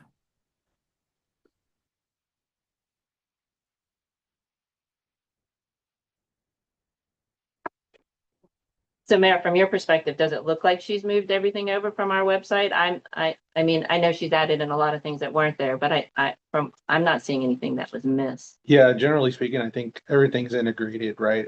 Again, are there things that are not the way we want it? Sure, but everything seems to be here, and I think it's gonna encapsulate everything that we're doing currently, and then just be a little bit prettier and a little bit more easier to navigate as we fine tune it. So my opinion We is do need to come up with a Sandy Oaks picture instead of yeah, some big oak Stock tree in the sand somewhere. yeah. Yes, that's one thing AI isn't technically the best at. We've definitely tried on our end, and we await if you guys have any better photos as well, so that we can go ahead and get those uploaded. We might have to stage and make one, Mayor. Picture of an arrow.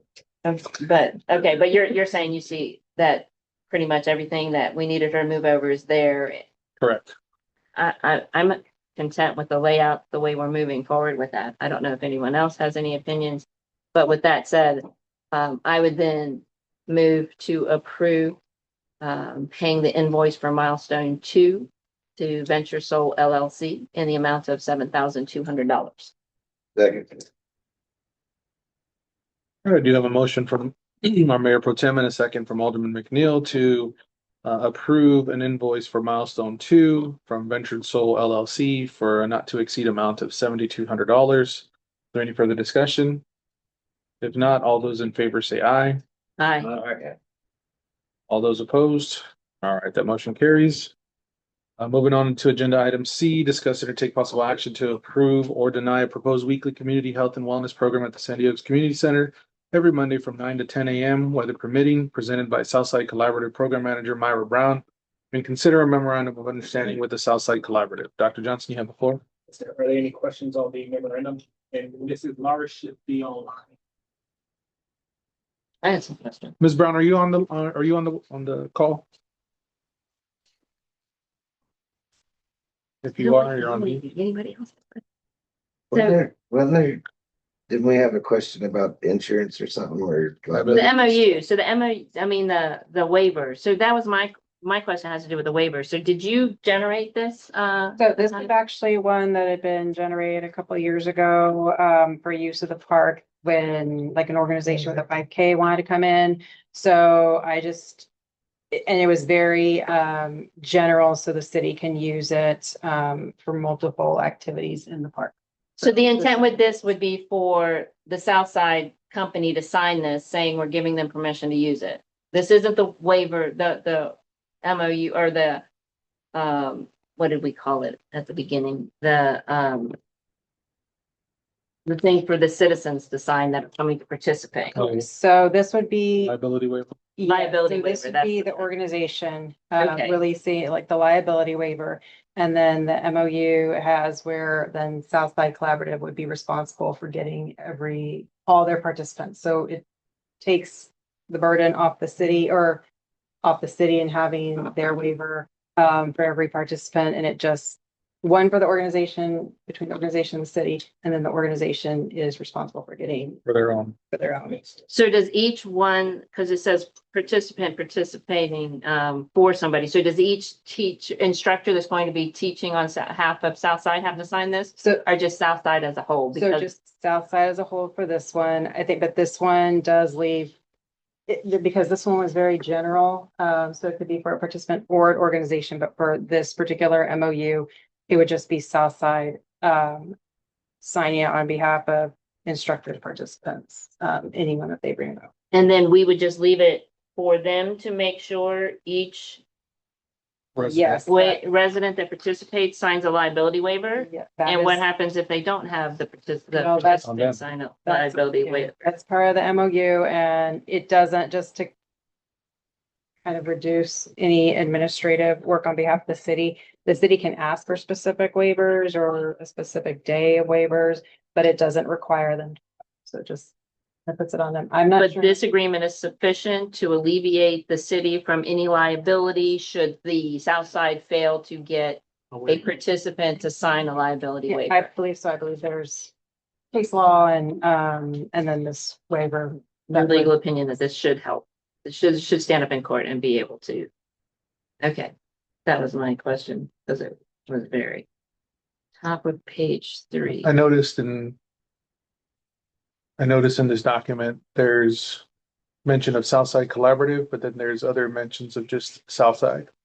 Can we get a definition I that, think, is it the top? Have it? does it say that? Yeah, in the first paragraph. It has a parentheses like south side.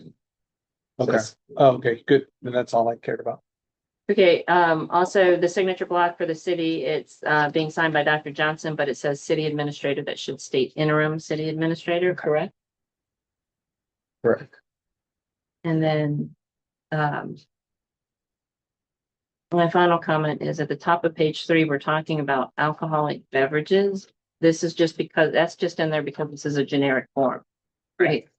This MOU, there was no intent to have alcoholic beverages in the part. Not Yeah. during the Monday morning exercise, at least. I don't know, some people might need that screwdriver to get them started when they're gonna do some brunches in the morning.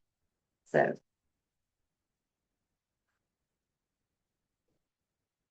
And then, we'll be increasing Raylan's approved hours by 2 hours a week.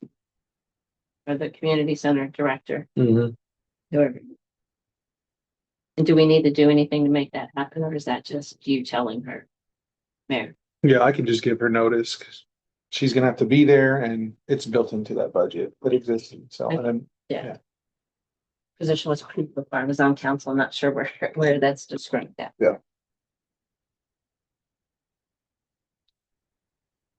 all right, well, there's no, So I would move that we add interim to the signature block for the city administrator signing for the city of Sandy Oaks. And then we authorize the city administrator to engage with Miss Myra Brown to get this signed and implemented. okay, so it's a motion by our mayor pro tem to add interim to city administrator on the signature block. And to authorize the interim city administrator to have the director of Southside Collaborative, Myra Brown, sign the memorandum of understanding. Do I have a second? Second. And a second by Alderman Tremblay. Are there any questions or discussion? There, Just one more question. We're going to have Raylan track kind of attendance, or are we gonna have Southside responsible for reporting the attendance so we can see how well? I think that should be assigned to Rayland. Just because I we mean, can, Southside's probably gonna track it too, but Yeah. I'd like to know, is this something that we're getting some interest in, and maybe we should look at other options? right, different So- days. Okay, thank you. All right, if no other questions. All those in favor say aye. Aye. Uh, All right. All those opposed, that motion carries. Okay. Let's move right along. I do want to jump around. See here where I picked up.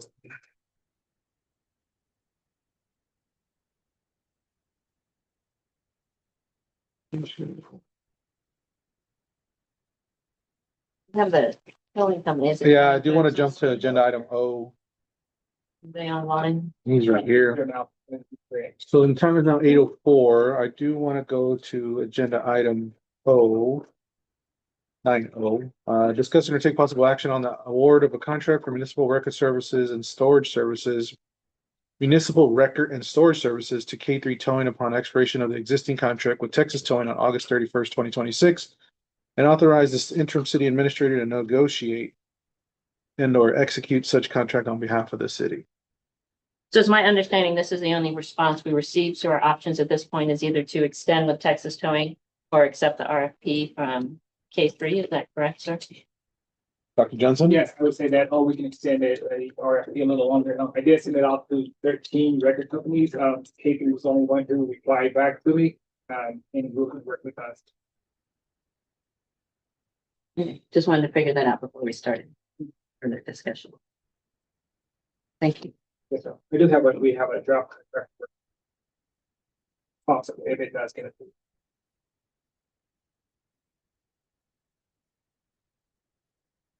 I'm concerned because so many things that would be nice to know says provided or disclosed upon RFP approval. To be based off So- of negotiation. Cost, administrative fee. I mean, there's just things that would have been, Well, I did it, if you don't mind me interrupting, there Oh. there are some items that are, yeah, there's a mic up there, please. just been a long couple of days with the floods and stuff. Oh, yes, sir, I can I imagine. didn't always spend a weekend up in Kerrville, so. There are some items that were originally on the RFP there that I went ahead and I just highlighted to pay attention to.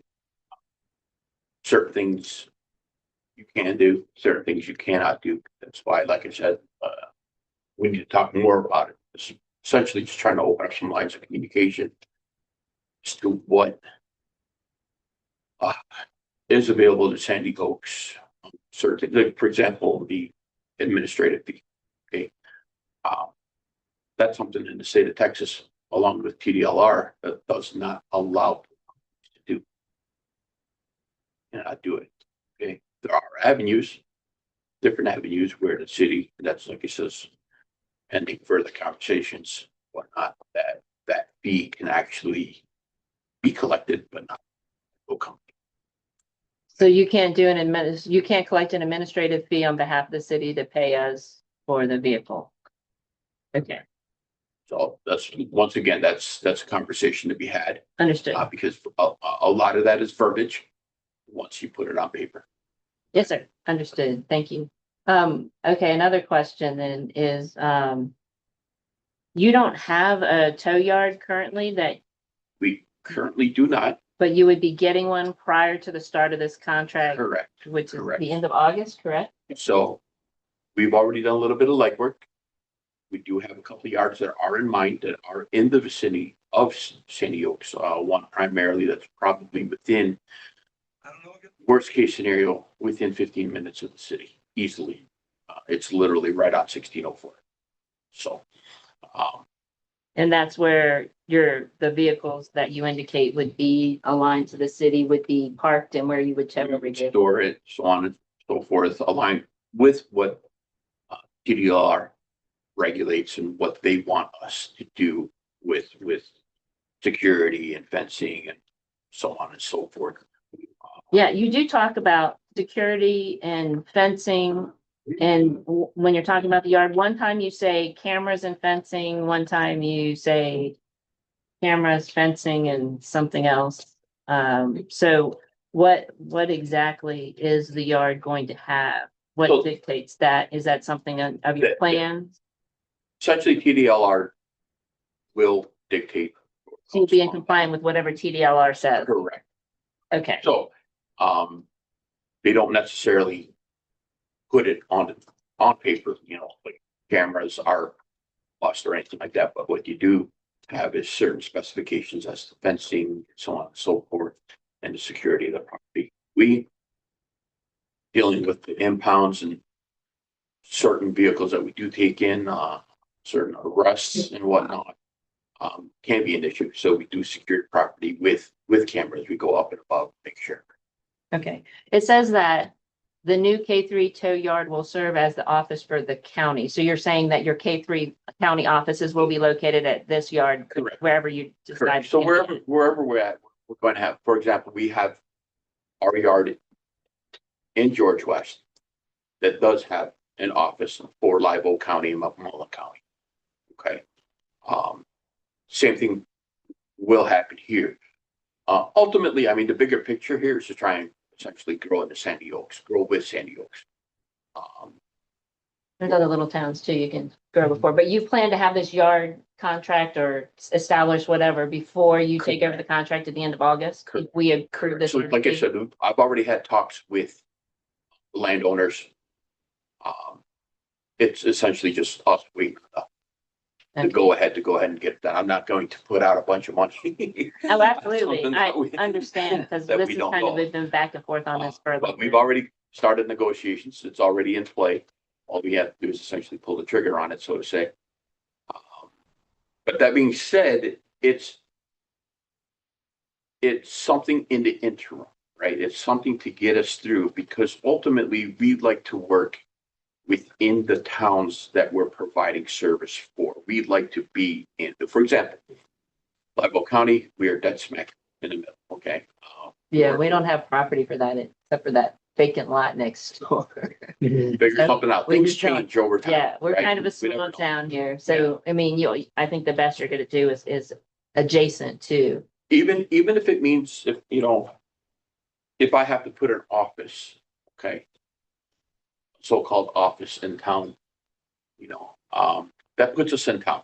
And it's unlike maybe how other tow companies work. I don't know how they do. I can't explain, but I've always built relationships across multiple state lines. So Illinois, Michigan, now Texas, it's always been a thing to have that relationship with that city and be within that city, contribute to that city. Also, we work side by side with fire, different resources that we were able to offer in different cities, different states. Sometimes some of your smaller towns don't have the resources to be able to provide life-saving techniques or resources or equipment or whatever. Being on the private side, sometimes we could do a little bit better. I literally had, just for example, in Michigan, I had a trailer just specifically outfitted to assist some of the outlying smaller cities with equipment, fire equipment on that trailer at our expenditure, not fire, our expenditure. But you intend to have equipment and personnel locally, not traveling up from Live Oak and other No, places no. like that? We Okay. will stage trucks and employees here in the area. They will be here to cover Okay. whatever we need to do. So you also stated in here, K3 towing will remove accident debris to the best of our ability from the accident location that may compromise motorist roadway safety. Then it states additional fees will be incurred depending on the severity of the cleanup. Those additional fees, are those passed on to the city So or the individual whose vehicle is being towed? So that does not go, none of those fees ever go on to the city, unless the city so dictates that, hey, we are going to bring our loader. We've got a big loader, front wheel loader that we can get this done a lot quicker and clear up the city. Not a problem. I'm not gonna stop you from doing it, but I'm also not gonna bill you for it, nor, I'm not gonna try and incur any cost on it. Now, when I say the severity of it, let's just take a basic single car incident. Okay, something like that, broom, garbage can, load up the vehicle, not a big deal. We charge accordingly for it. Okay. You'll have scenarios, well, you might have a oil tanker come through town. Okay, that becomes a big hazmat issue. Yes. Okay. Is the city responsible for that? No. That is on the owner of that company or whatever it might be. And typically that becomes a hazmat type scenario where that's thousands and thousands of dollars. So no, the city is not obligated to be paying for any of that. Okay. You indicate that you also utilize specific towing and recovery software. Is this like a commercial off the shelf type software or homegrown software? What No, is it? no. It's called tow books. It is used quite extensively in the industry. Okay, It is, so it's a well-known software. yes. Okay. Yes. And then, Is it your intention to try and get other cities Absolutely. in this area? I mean, you're not gonna move up here just for San Diego. Not just You're- Penny Oaks. I'm not gonna lie. I mean, Currently, you're Um, looking at other cities around the looking area. at other cities, I'm a big picture kind of guy. So we have 3 counties down in our area between Live Oak, McMullen, and B County just came on board. So yeah, I'm looking at Bear County. This is kind of the corner, that very corner of Bear County. So we're looking to connect the dots also down to 37 corridor. I don't know if you've done your research with K3 towing, and all looked at us online. We covered the entire panhandle, along with the 3 neighboring states. The owners and the big bosses up top are not scared to provide us with the resources we need to keep moving forward. Once again, it's with the hopeful intention that Sandy Oaks is able to grow and expand a little bit. We grow right along with you guys. You know, that's the whole idea. But like I said, we do keep ourselves pretty involved with communities. There's different ways that we do go about it. Working with police departments. I have a thing right now going on with the health department down in our county. I mean, it's not a one way. In my head, I've been doing this for a long time, and in my head, it's not a one way revenue stream. Okay, we do like to give back. Make sure that at least the cities that we're in get a little bit of help if we can.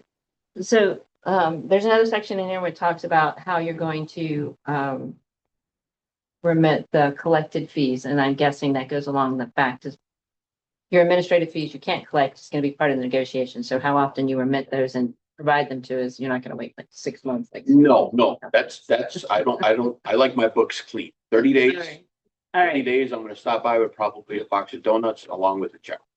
okay, so we're looking probably 30 days or so, but that's part of the negotiation. Correct. Okay, and then just from my understanding, when we look at the fee schedules, I've never had to deal with towing, thank God for that. Mhm. But I see that there's a cost per vehicle, and then there's a labor fee, and then there's a storage fee, and there's an impound fee. So there's a fee because you're taking it to the impound lot.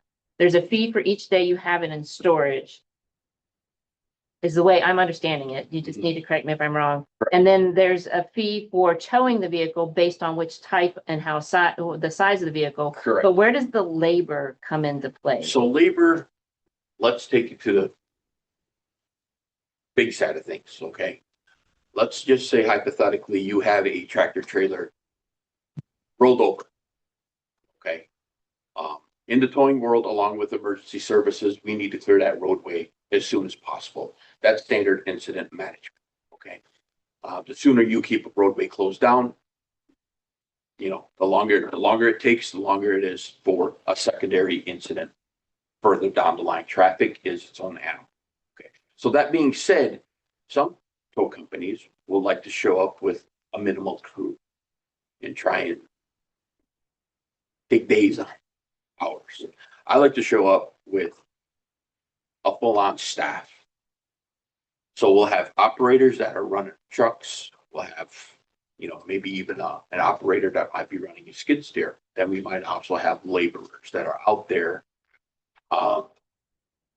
moving debris, cleaning the roadway. So the labor falls in for the extra people coming to support the tow Extra vehicle. man hours that it takes to come in there and get the job done quick in an efficient manner. But that's more likely going to occur in a bigger accident as opposed to the normal tow jobs you're going to have in the small town.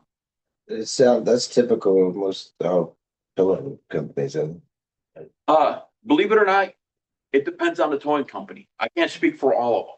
Okay, they all run their show differently. And once again, most of where I've worked have been, the general consensus has been, you need to clear this roadway yesterday. Do what you need to do to clear this roadway. Okay. some tow companies, you know, they could take upwards of an hour to clear a single car incident. My guys are in and out of there inside of 20 minutes. I mean, that they're not messing around, you know. So your people are all hazmat, qualified, certified, or whatever. it has So- to be? We at one point did have hazmat certifications, okay?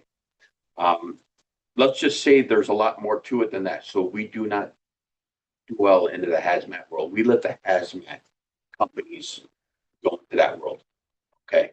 Are we experienced enough with the hazmat to say, come up on scene and say, that's a tanker full of sulfuric acid. Guess what?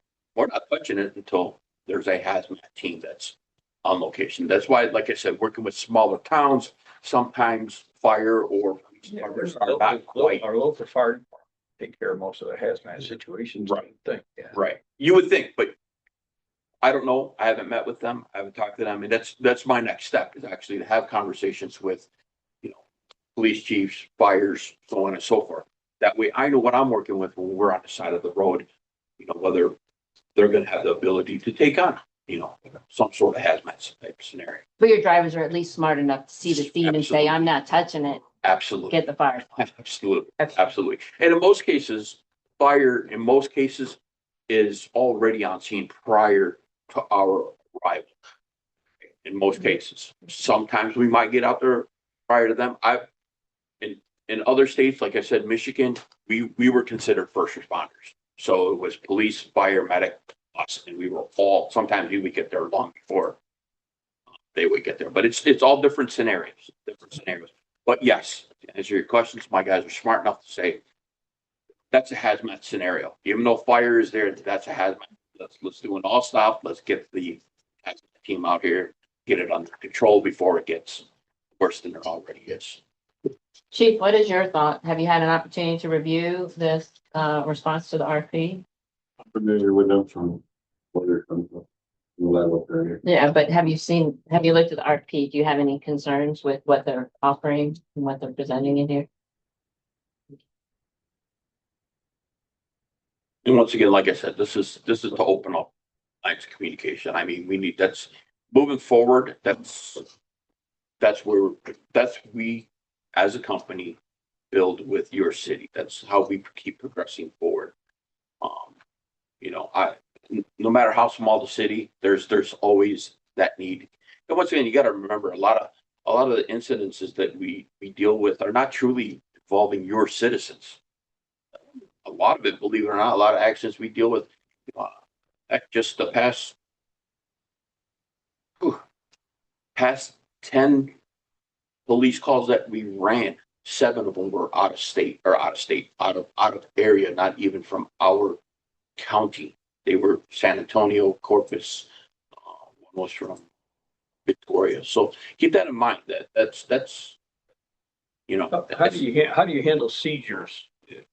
In the event city, our police make a stop, get drug related, whatever, weapons, criminal activity, whatever. And the city is going to seize the vehicle.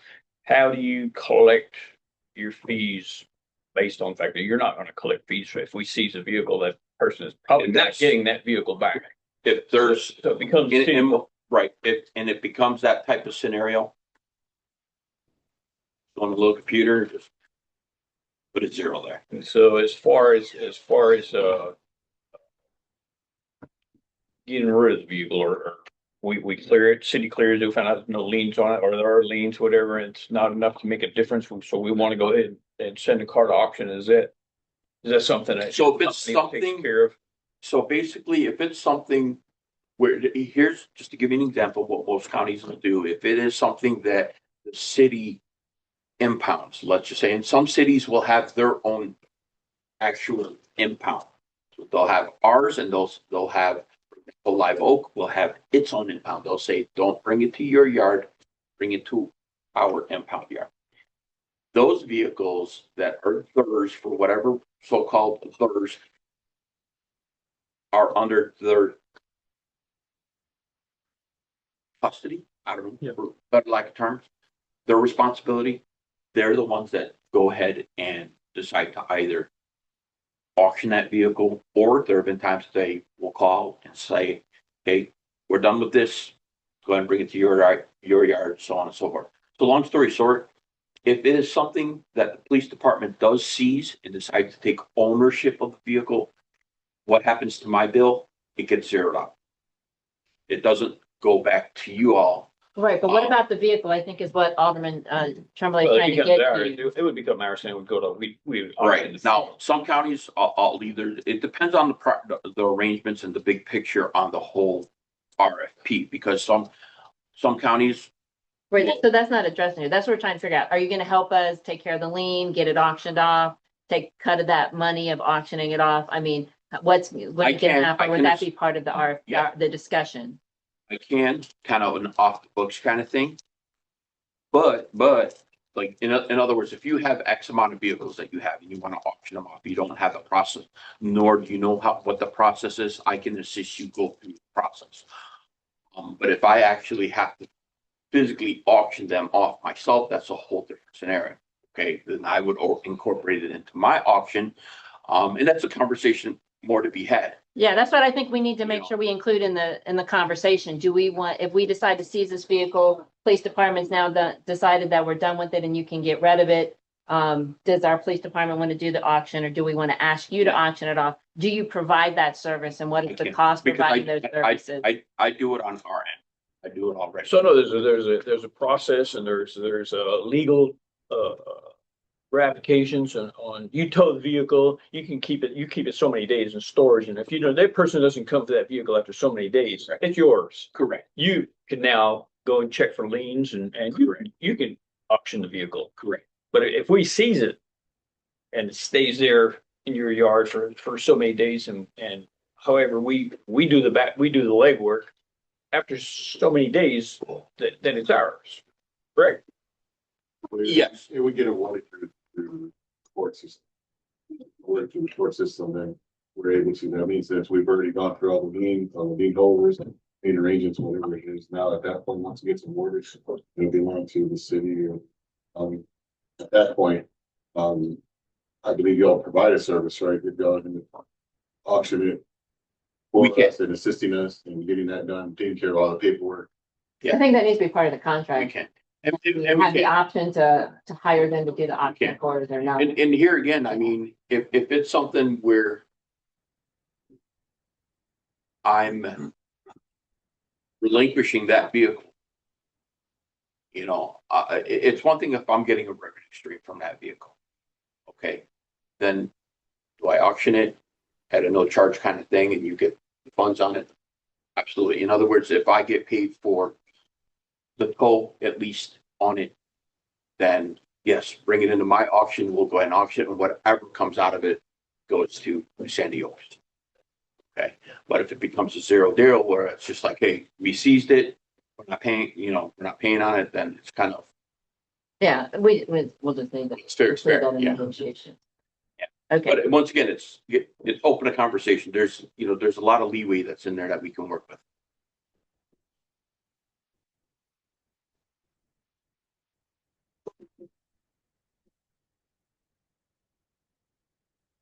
Somebody was asking something over here and I cut them off. Were you asking something? I did. So as far as the yard itself, the security, all that is governed by state law. You have to follow certain Primarily- guidelines. Yes, primarily TDLR. There's really nothing. They have very specific guidelines Right. to be what they call a VSF. Vehicle storage facility. They have very specific guidelines that they want as a minimum. Okay, I mean, to the extent sometimes they'll do a random inspection and make sure you cut the grass kind of scenario, or your fence is on par and at the correct height, so on and so forth.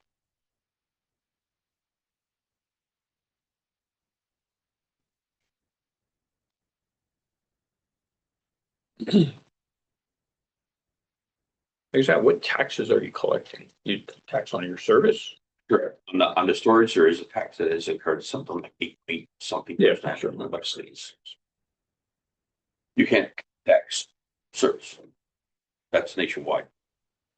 They tax me again when I get a haircut. They shouldn't be. They put a tax on there. Your tax I'm gonna was- question that. Yeah, they tax it. Here. They're taxing you for the supplies they're using. I mean, I've been in service a long time, better part of almost 30 years, and even as a general manager I used to run 3 good years. And, that was a big thing. It's like, you cannot tax that labor rate. I can tax the parts, X amount of dollars in parts. I sure as I can tax the labor rate. What? I don't have some more questions. So we're on a short timeline, correct? Yes, sir. We're at 30 days out from the end of the contract. Right, what is it, August 31st? Says. Yes, sir. So, like I said, I mean, we've got a little bit of a process. Like I explained to the city administrator, it's good to have options. Good to have options. If you want to extend it out, willing to work with you. And even moving forward, not everybody here is obviously well versed in the towing industry. If you decide even not to go with K3, he has a direct line to me. It's nothing more than calling me and saying, hey, we're working with XYZ. What do you think? I take pride in the industry. Okay. I'm not full meter. Put it out there. I try to run a reputable company, reputable business, representing a good company. So we're trying to do it the right way. There's many benefits working with a tow company, a solid tow company. A lot of them do like to look just within themselves. I look at it that way. I do like to be a big part of the community and help out any way we can. Do different functions, whatnot, so on and so forth. That's more conversations to be had in the future if we decide to go that way. But I've worked with a lot of different communities that have actually prospered pretty well. So what are our options right now? If we don't have any more questions, K3, what would it be to either mayor, city administrator? Thing I would have mentioned is negotiation. So we're going to participate in negotiation, bring you a RFP draft, right? A contract. Not RFP. The contract, yes, the contract agreement back on August 13th and make changes if necessary. And hopefully the last meeting in August that awarded. Second option would be to extend it probably for another month. It gives still enough time, which they had plenty of time to respond. I reached out to people directly as well to submit this RFP. Including the ones that are submitted previously, you reached out to them directly as well. Yeah. Couple of them. So in my head, knowing the industry, when they drag their feet like that, is that truly somebody that, So that's the second option. What's our? The third option, I guess, will be based on Continue with as Texas needed. Towing. Yeah. Just stick with Texas Towing. Texas Towing. I don't That's the believe other they're interested, kind of like he said, my understanding, he talked to the owner, not interested in maintaining service. services with us, yes. So I would say maybe work with K3 as needed on an as needed basis, K3 or another local record company on an as needed basis until we get a contract finalized. Yeah. So what is your recommendation based on your options? Wait. My recommendations would be to go with have a negotiation, see what we can change. If anyone want to be on this panel, right? Maybe meet on Saturday or have negotiations, see what's in the contract, present that contract on the August 13th meeting, and hopefully have that even awarded. Yeah. Rick, do you have anything? I would think that the chief and city administrator would be capable of negotiating this contract with the input from the city attorney. I would say since he's gonna have a yard here instead of down in Three Rivers I would be in agreement with him. Just only thing I noticed that we need to do is iron out how you subsidize or divide up the proceeds for vehicles that are auctioned. As previously discussed. And that's probably the only thing we need to fix, and then we can get Well, we something need to signed. get the whole contract done. we could table it at this point, and then once we can figure out exactly which direction we're gonna go, go with seizures and how we're gonna charge those and so on and so forth. Can a Absolutely. local office, having a local office be part of the contract, the local tow yard? Is that something that's feasible too? Something in your county Yeah, or an just adjoining include county that. or within. Yeah, somewhere within Bear County. Yeah.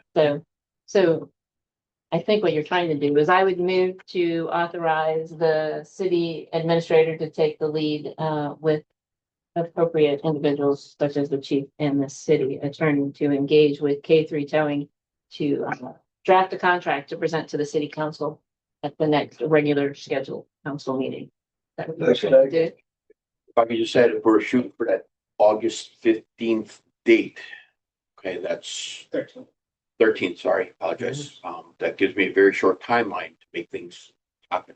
Okay, so. That's just a draft contract for us to review. That's not when the contract would start, sir. Okay, That's just a time for us to look at the contract. We Right. would, part of the negotiations of the contract would be right. establishing when the I'm just contract looking would at the start. fact that if your contract ends with somebody that's already not providing. Again, all part of the negotiations. I'm just telling them they now have permission to talk to you and decide, asking for the council to give him permission to negotiate with you and work out those details. Sounds good. All right, I got a motion by the mayor pro tem and a second by Alderman McNeil to authorize the mayor and the chief, not the mayor, the city administrator and the chief of police to begin negotiations on a contract with K3 Towing upon expiration of the existing contract with Texas Towing. That summarize it pretty well. Yes, sir. Okay. Is there any discussion on this motion? And if not, all those in favor say aye. Aye. All those opposed, that motion carries. Dr. Johnson, you have your authority to move forward. Thank you, sir. Thank you. Let's see here.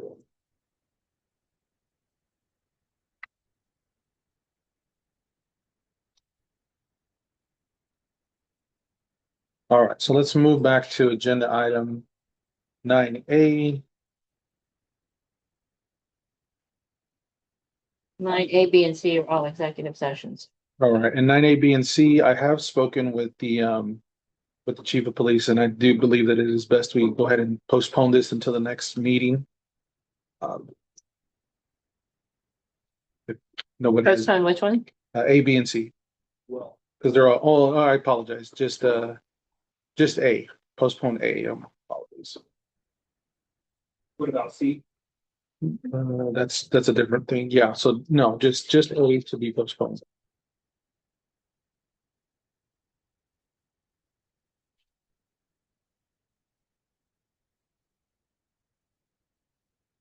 Okay. So then that being said,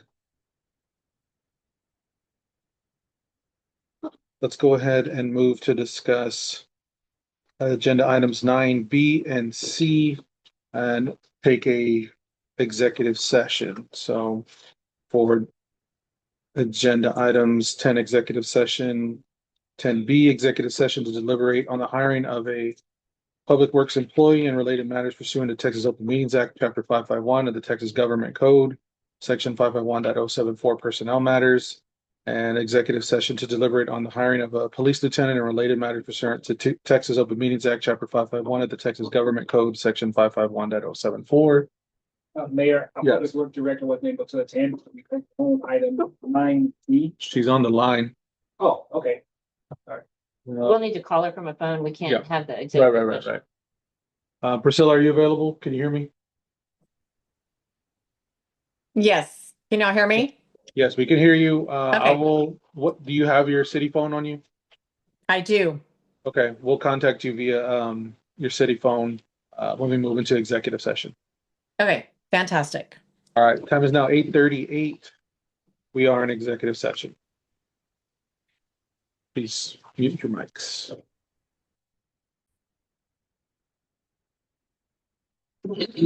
Okay, the time is now 9:01. We are in session. So then let's go ahead and pick up at agenda item 9B. That one would be no action, I believe, sir. Yes, ma'am, that'll be no action. Moving right along. Agenda item 9C. I would move to authorize the chief, where did he go? To offer Julian, I forget. Cavazos. Gavasez, a position as lieutenant investigator at a salary of $70,000 a year to start as soon as the chief finishes all of the necessary investigations and background work that he needs to do. For 180 day. No, there's a probationary period that Okay. all officers are hired under. That's just automatic. Okay. I'll second that.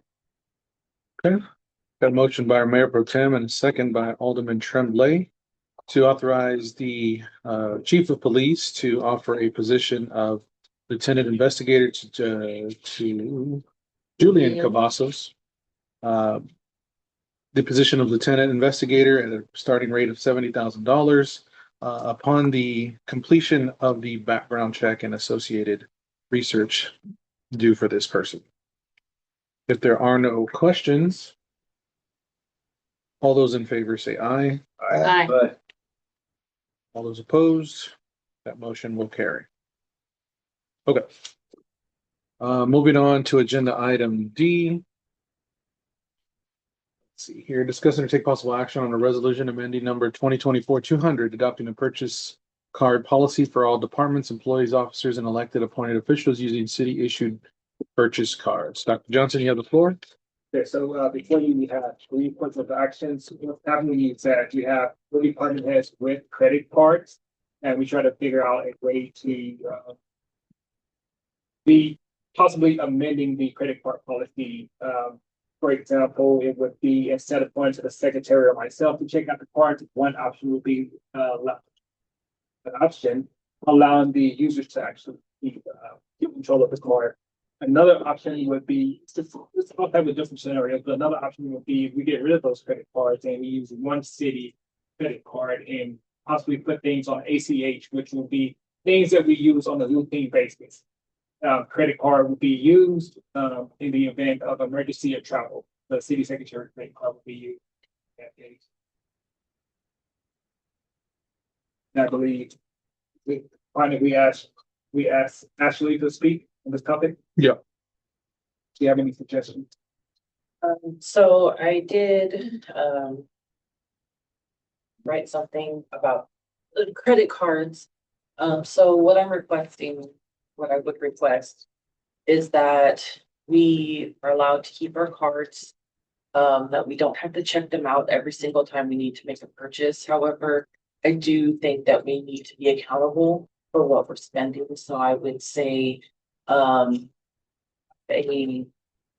spending report monthly of what we're spending our money on it, keep a track of every purchase that is made. Anytime you swipe your card, you put it on the spending report. Anytime you have to order something on Amazon, it goes on the spending report, and that would help you better understand what is being purchased in animal control, in public works, in the police department. Each individual department is able to report on what they spending.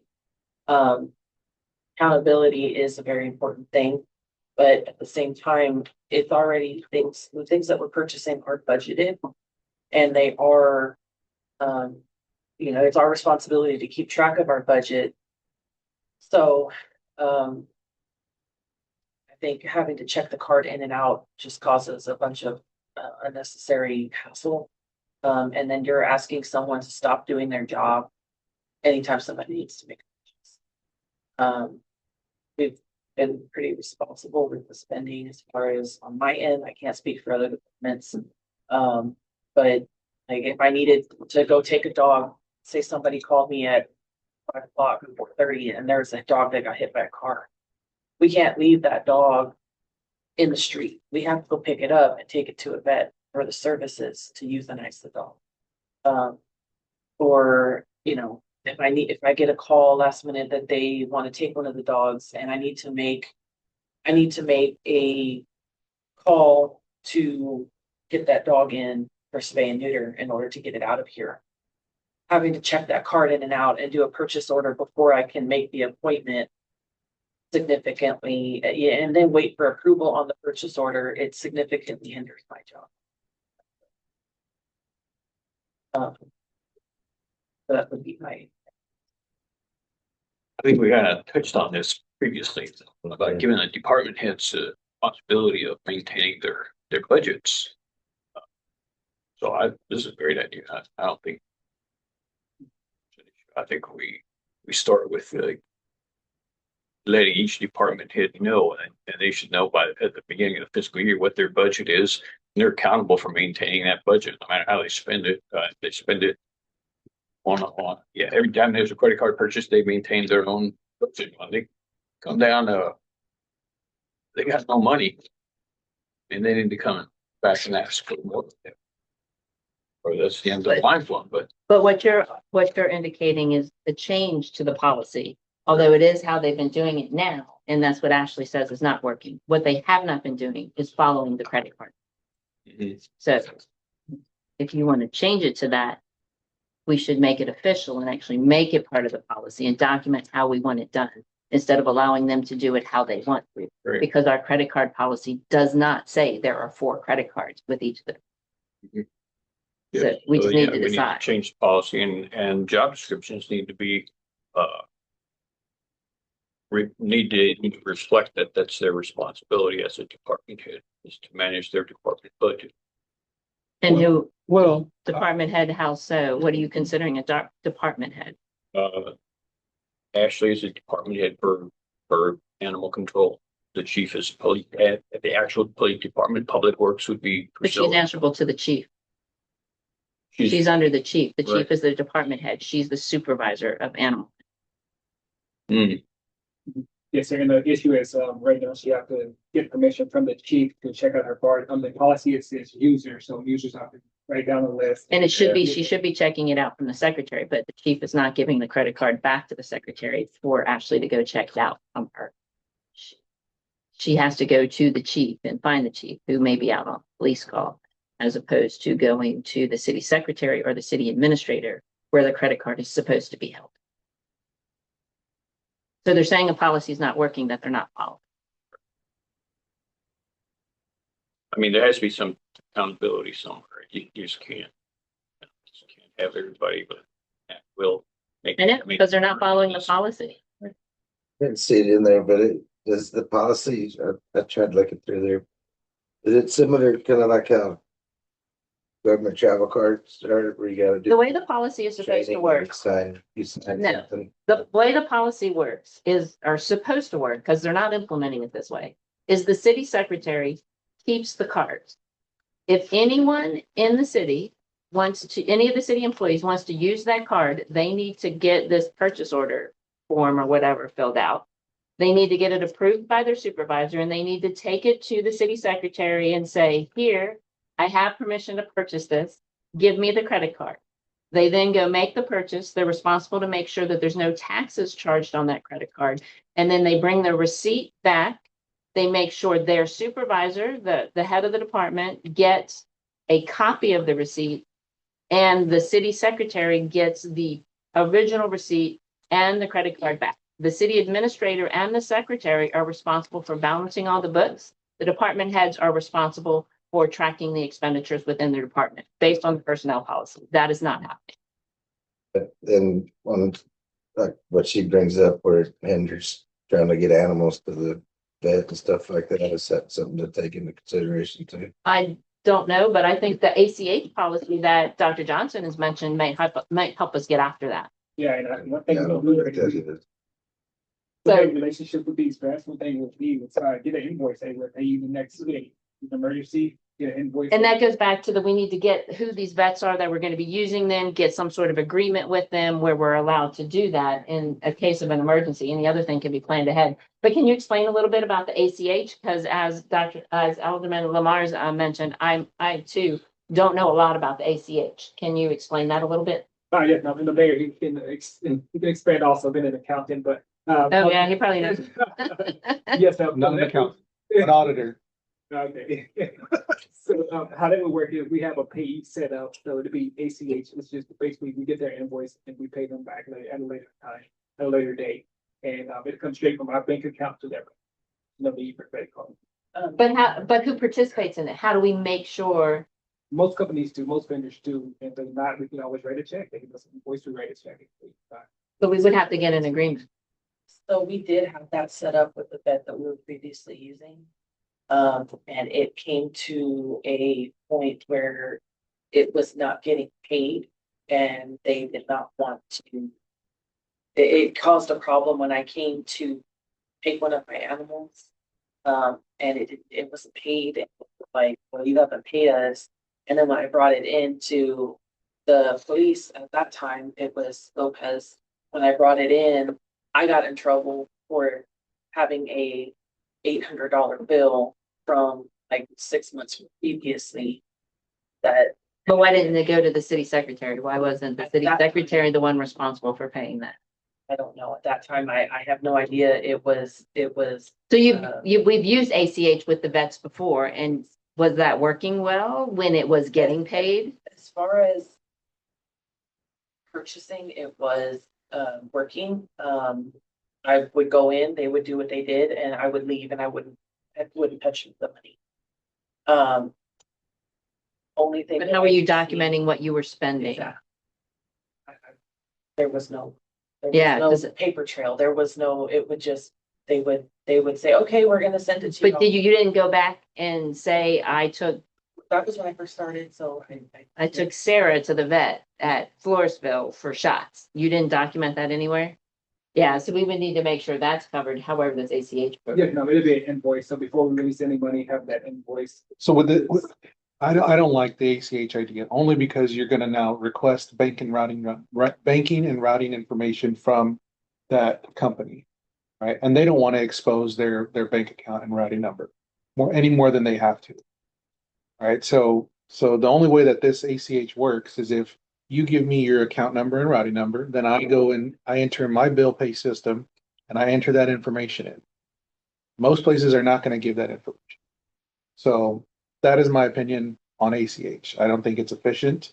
I don't think it's going to work very well. I don't think you're going to get a lot of vendors that are going to want to do it. It's not going to work at Petco, that's for sure. And it's not going to work at, wherever else you may need to purchase. So while I like the idea, right, I don't believe many vendors are going to want to willingly give us their account number and routing. And that is some trouble that Delma has had with some of our vendors that we pay regularly, such as CPS and what have you. We had to go out and collect that bank account number and that routing number to enter into our system to be paid. And once we received it, it works, right? Then it's just a matter of clicking a button. But if they want to receive it, if they want to share it, rather, that's the point. So I like it, but I don't think it's the right setup. From an auditor perspective, what do you think is the better way to do this? So, yeah, purchase orders. Purchase orders are the right way to do it, right? But we're not set up for purchase orders. From what I see in my current role is we do allow the issuance of credit cards to all our people, right? Yeah, this is completely different, apples to oranges. However, they do allow for credit cards to be passed out and approved, right? There's got to be some level of trust with our animal control and our police chief and our city secretary and so on. However, there's approvals, right? So it's on the back end. So the purchase is made, then the supervisor approves the purchase, right? Once they enter it in. And then at that point, right, if there's fraud or if there's something that they question, then it becomes an issue. Is it all purchases or just emergency purchases that have to be that are approved after? Nothing is approved in advance? The only things that are approved in advance are purchase orders, right? So they would submit for a purchase order to purchase. But we don't do purchase orders, so Correct. that would be So that- nothing is approved in advance. People can go buy what they want and hope it's approved afterwards. And then what happens if their boss doesn't approve it? Yeah, that's the issue. So Then that's, it becomes. I think that's what So one thing that I would say would be an issue with prior approval is for like SA Humane example. I have to look on there and most of the time I have to hope that they have an open appointment to get these dogs fixed. I thought we weren't doing that anymore. we still get them fixed if they're going to Canada, if they're going to a rescue. Most rescues want them fixed. They want it, that helps me to get them out of here. Right, so you're still using SA Humane. Yes, we're still using the SA Humane for the dogs. So what would Mary do program? Mhm. I have to hope that they have an appointment open. If they have an appointment open, it's like first come, first serve. So if I have to go and I see this appointment and it's for a dog that's in the weight class. And for today, for example, there was only 2 appointments open. I had to go track down the card, come back to my office. But the card should have been with the secretary. But I mean, even if she wouldn't be here, I wouldn't be able to get it. Then it's with the city administrator. City administrator is responsible for making sure it's got a secure location. But if I had to get a prior approval of a purchase order, then I would have to go and get an approval and get it approved, request it, get it approved, then I could purchase. So the pre-approval is not the tracking down the credit card would be a problem under the current policy. Yes. So we could do, But I think animal control is really the only exception but it would have to be controlled. We can't do a blanket Right. exception. For that kind of thing, we would need an exception, but to give animal control a blanket exception to use a credit card for whatever they want, Right. I don't think is a good idea. And I mean, Public Works doesn't need to have it. Public Works doesn't need a credit card either. They should be checking it out from the secretary. So you just did write an exception to policy by rewriting the entire policy then? Is that a way forward? I think we need to understand what are the things that need to be purchased that we don't have time to get the approval. I think we need to get the city to actually follow the policy the way, and I wasn't on the council when this credit card policy was written. I was still sitting in the audience at the time, so I'm not sure what prompted the writing of that policy, but it was written for a reason and it has yet to be followed. So I have a problem with being told that something doesn't work when it's not being complied with. I definitely see her concern with trying to make those last minute, because I had to do it with my cats when I'm trying to get them in there to get them seen. We need an exception to policy for that. I would say that's absolutely got to be an exception to policy. For taking a dog in for an emergency treatment because it's been an accident, a dog she's picked up, that, or not necessarily a dog, but any animal that's picked up and needs emergency care, she should have a waiver for that. I mean, I definitely think we need those waivers in there. And then we need to implement the policy as written for a while and determine where are the faults with the policy. I think as she explains the process, those are 2 things that are going to be an issue, even if we follow the policy. And I think we can identify those clearly without making them follow the policy for a while first. Am I accurate? The making the SA Humane appointments and doing emergency vet service for an animal that you've picked up. Yes, or emergency spay abort. But I disagree. So- Emergency spay or neuter, there's no such thing. You can forecast that. You can do it the next day. If we have a dog that comes in and it's about to have puppies, we'll take them and get them spayed so that we don't have puppies in our facility. Yeah, that's happened to me. And there's like hours you have in between, or maybe a day, maybe. How often has that happened? It's rare, but it does happen. I mean, So I mean, I don't think we changed the policy for rarity. yeah, I wouldn't say for doing an I mean, emergency that's spay just one neuter. example. Like, I think that would need to be an exception. I That's would one of the agree that exceptions. that doesn't make sense to do an emergency spayed or neutered. I mean, yeah, we're gonna be stuck with puppies. But You don't want puppies. but she's in active labor. So if So just then take them all somewhere and get them adopted. Because that's only gonna happen. It's only an emergency if she's actually in the middle of delivering. We can't get animal. rid of dogs one at a time. We can't certainly get rid of them and raise them 10 at a time. I mean, I donated a pregnant dog to animal control on, down there north of town, and the lady told me, yeah, we took all those puppies out of her. And it shocked me, but I guess that's the policy So do we have to define what on Fredericksburg. considered an emergency or not? Yeah. I would say. I think a lot of this stuff can be forecasted or it can be postponed to the next day, right? Well, not if she's picked up a dog that's been hit by a car. Or Sure. a cat that's been ran over. Sure. And she needs to take it in and get it euthanized immediately. Yeah. But I would say that's a valid point, is how do we define what is an emergency? I would agree that a spade and neuter isn't an emergency, but the SA humane is the bigger problem here as well. Because trying to get those appointments, If you miss the appointment, you have to wait a whole nother month. and you've got to put down that $50 deposit when you're making that appointment. I think that's very easy to add as an exception. As well as TNR. You have to pay first in the morning. So like when we're going and dropping cats, But you're scheduling that because you're talking to the folks that are bringing in the pets, so that should be able to be coordinated in advance. So I wouldn't say the TNR, I would say the SA humane appointments. But how do we determine what a veterinary emergency is? I mean, I think we just state that a veterinary emergency has to be caused, right? And if that's defined by the best person that can do that, which is the Right, animal so do control we need to officer. define it, or do we just say anything that animal control Deemed. deems as an emergency? I mean, are we good with just defining it? If she thinks it's an emergency, it's an emergency. Her, Yeah, Cassandra, if they think it's an emergency, it's an emergency. But not emergency spade and neuter or the TNR program.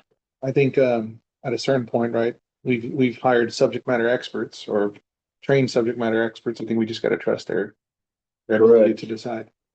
So, deem it as a veterinarian emergency and then let them make the call. And this policy is a resolution. So what do we need to do to incorporate these exceptions to the credit card policy?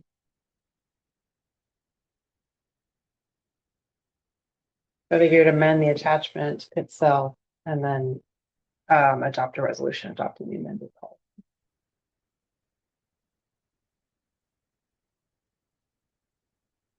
So we need a new resolution. And then a new credit card policy that's amended to include these exceptions. Or you can just do a resolution saying, here's 2 exceptions to the credit card policy. You can do that too. And have them incorporated into either as an attachment, just to avoid any where one of them gets lost. You can include the attachments directly in the resolution. Keep it simple.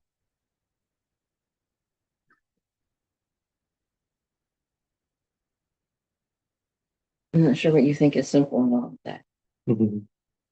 We'll just edit the current policy.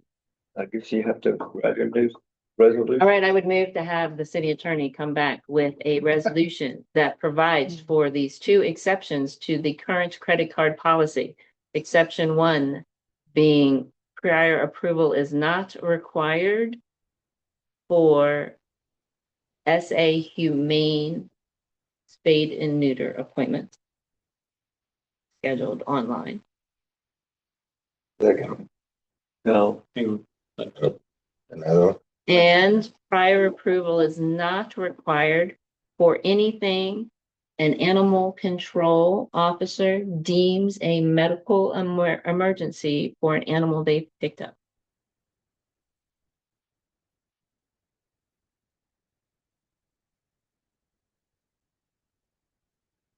How do you want a second? second, All right.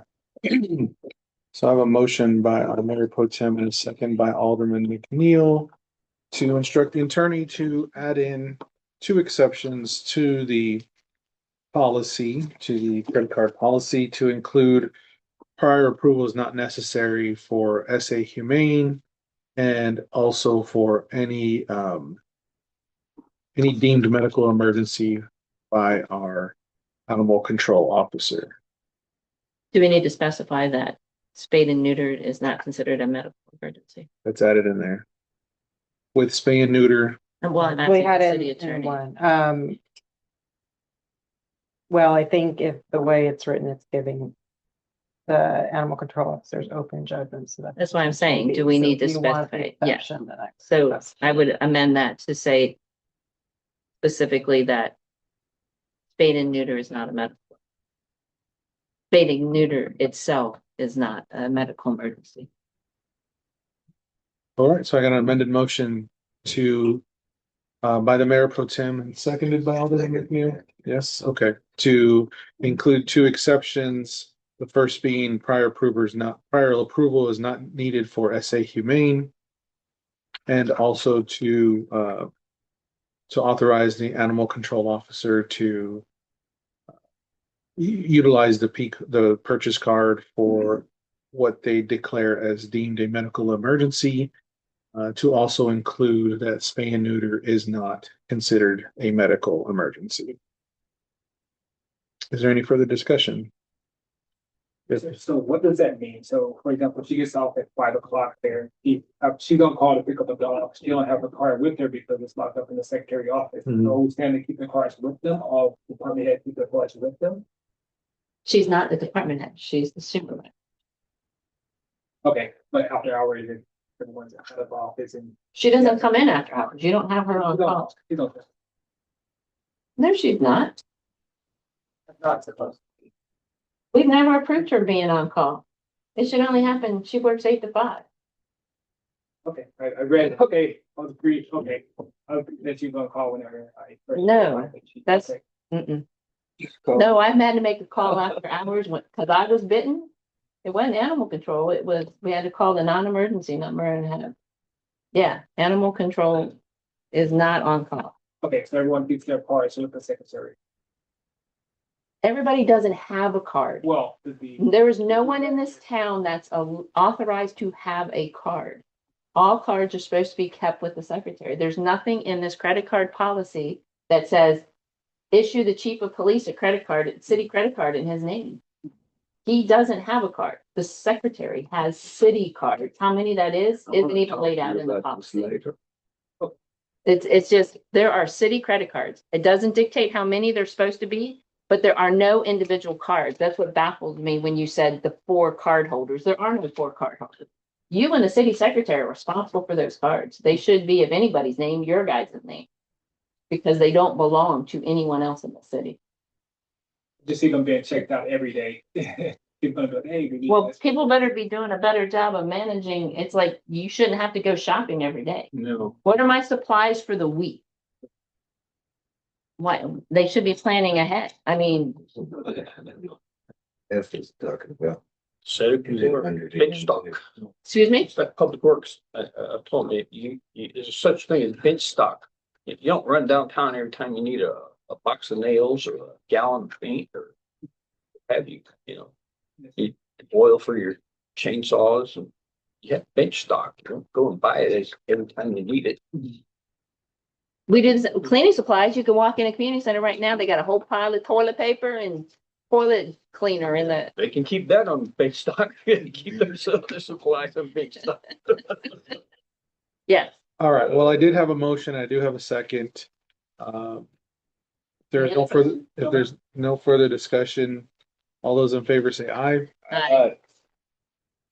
All those opposed? All right, that motion will carry.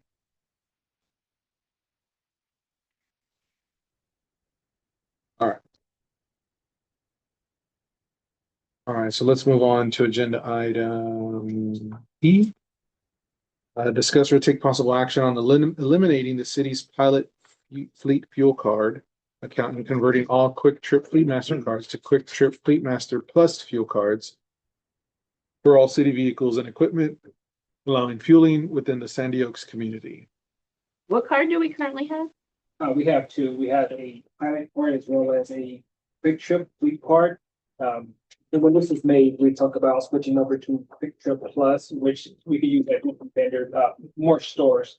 But now there is a government WEX card would allow our officers and Public Works to fill up vehicles and equipment here within the city of Sandy Oaks, which is great because we're supporting our business in this faster response time. Why don't we just get a Valero Fleet Master card? Yes, no. Well, this WEX card is better than this Valero because I did call Valero and they recommended us to go with this Gov and WEX card because there's they're a better rebate and would use it at more stores. Because Valero, right here, the Valero was sold to, I call it mom and pops, but it's called Superstore now, so that Valero card does not work at this. So it, as it's changing, so you are no longer recommending what is on our agenda. You are going to come back with a different proposal. Yes, ma'am, or Wex. And All right, then I recommend we move on, sir, and wait for the city administrator. Please bring back the details on the new card that you're recommending. Okay, So I have time to research it, find out what it is. I've not heard of this. yes, ma'am. Okay, so let's go ahead and move on from this item here. All right, let's see, discuss and or take possible action on amending resolution number 2024-200 to incorporate fuel cards within the purchase card policy to require that all fueling of city vehicles and equipment occur within the city of Sandy Oaks, except as authorized by the city administrator in the event of an emergency. Yes, sir, that's verbiage on your, the memo there, maybe. Yeah. Do we want to incorporate that into the purchase card, or do we want to do a separate resolution related to, based on whatever new fuel card we come up with? I don't see how we need to tell people. I think we can instruct our employees to fill up here and that should Should be good sufficient. enough? All right, then I would say we move on, sir. So we don't need that? We don't need that one. I don't see, that doesn't make any sense because there's only one fueling spot in town. Yeah. And we don't use it. All right, moving on, discussing our possible action, non-compliance in 2026-280, verifying that the cybersecurity training and artificial intelligence training required by the Texas Government Code Section 2054-5191 has been completed by certain employees and elected or appointed officials, verifying completion of an audit, authorizing the denial of access to any individual in non-compliance, and authorizing the city secretary or city administrator to submit the required report. Dr. Johnson, take that one. All training is complete. Not what that document shows that was posted in the folder unless you've updated it. No, ma'am, for that roster there, didn't include two names, I believe it's the mayor as well as George, but I did speak with the young lady, and we all are.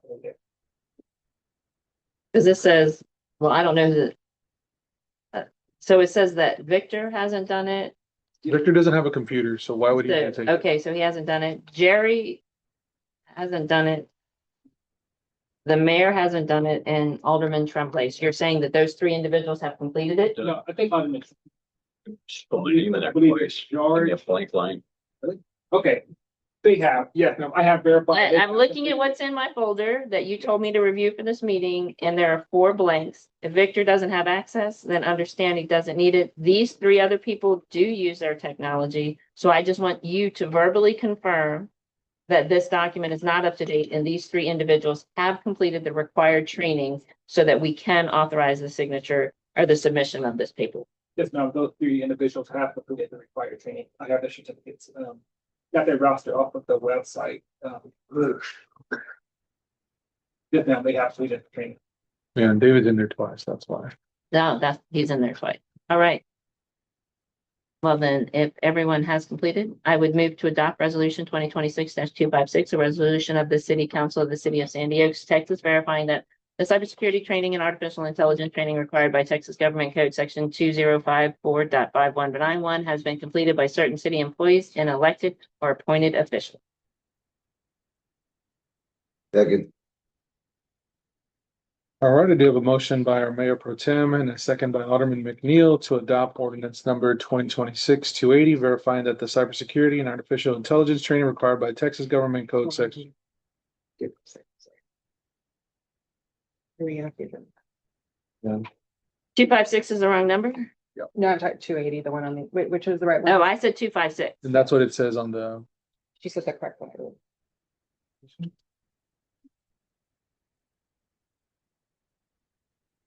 I have it right. The agenda's wrong. Yeah, the agenda's wrong. Where it's on here. All right, so I read your memo.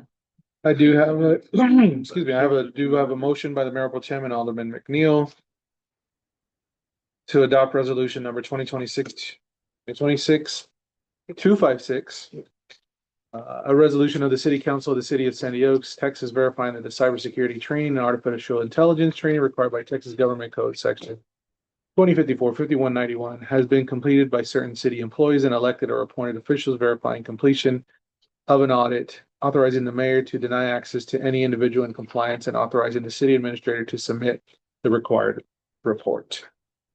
If there is no further discussion, all those in favor say aye. Aye. All those opposed. Move right along. All right, moving on to H, discussing a possible action on resolution number 2026-281, acknowledging receipt of a certified appraisal roll and tax rate calculation worksheet and containing related provision. That should be 257. 257. And so this first line, first paragraph in there states that you received the certified appraisal rolls or certified estimates of taxable value from the chief appraisal today. Did you receive that today? That was the other day. I received them on Sunday. Yeah, but can we postpone this one also until we actually get the taxation form? The truth and We have taxation. that taxation form and approved on the 13th of August. But why? We received the certified tax rolls. Where does it say in here that this taxation, Calculation worksheet. oh, tax rate calculation worksheet? Yes, that is in here. It's on the agenda for the 28th too. In anticipation, we proceed. Okay, Okay. so we can do it on the 28th if you have it in time. Okay, Just postpone. Yeah. Postpone until the 28th if it's received by then. Yeah, that's the last whereas says the tax calculation rate. Yes, sir. Good catch. Okay. Well, then let's postpone agenda item H to the 28th. All right. So is the next one number right? Why are these numbers all off? I use resolution, Oh, is that what you're doing? run this number so I can. Okay. Because you didn't catch me until after the agenda. All right. So discussing a possible action on resolution. 258. Right, 2026-258, authorizing and allowing health and accident coverage for certain classes of officials electing to participate as provided by Texas Multi-State Intergovernment Employee Benefit Pool, DBA, Texas Health Benefits Pool pursuant to 172.004 of the Texas Local Government Code and related matters. So we've already given our current judge permission to participate. Why do we need to do it again prior to appointing a new judge? What this is for, is this for the judge? Yeah, it's the class of officials that includes the judge or all judges. But We can't take away his right to participate since we've already granted it to the him. risk pool requires this resolution. And that we're agreement on here. But why can't we just wait until when we appoint him so Reappoint that him. they're at the same time? Because maybe the new judge we hired, we don't have to deal with this because we're still struggling trying to keep it straight in our budget. Then you can repeal this or this resolution if there's a new judge that doesn't need to participate, but the risk pool would reach out in August typically asking for this. So then if I don't know what happens if the council doesn't pass it. I don't know what happens to that coverage. Or what happens with the risk pool, but the risk pool has been requiring this every year and it's come up. Because you're saying you said previously that we can't take away any privileges we've already given to the judge, so we can't take it away. I believe that's his current judge, but if we get a new judge, we'll put it in the contract. Correct, yeah. Yes, sir. But again, we're Or talking repeal about this resolution now. Yeah, there's no guarantee that we have to give this to the next judge. Maybe the judge already has it through a different town. And this has just been a pain trying to get it straight in our budget. It's still screwed up right now. So because I didn't think anything, well, we can't diminish any pay rate. If this is considered a diminishment in his compensation, then I think council would need to pass this and then resolve or repeal it back in December or whenever that term is up. This term is up in November. Yeah, at the beginning. Can we make this only good until the end of November? Mhm. And then pass a new one? Yeah, I think you can have a, maybe call expert, but a time where coverage would end, and that would be upon his termination or the time his appointment is over, which is December 12th, 13th. Does TMRS always, for everybody, ask for it in August, like you mentioned? So another judge in another town?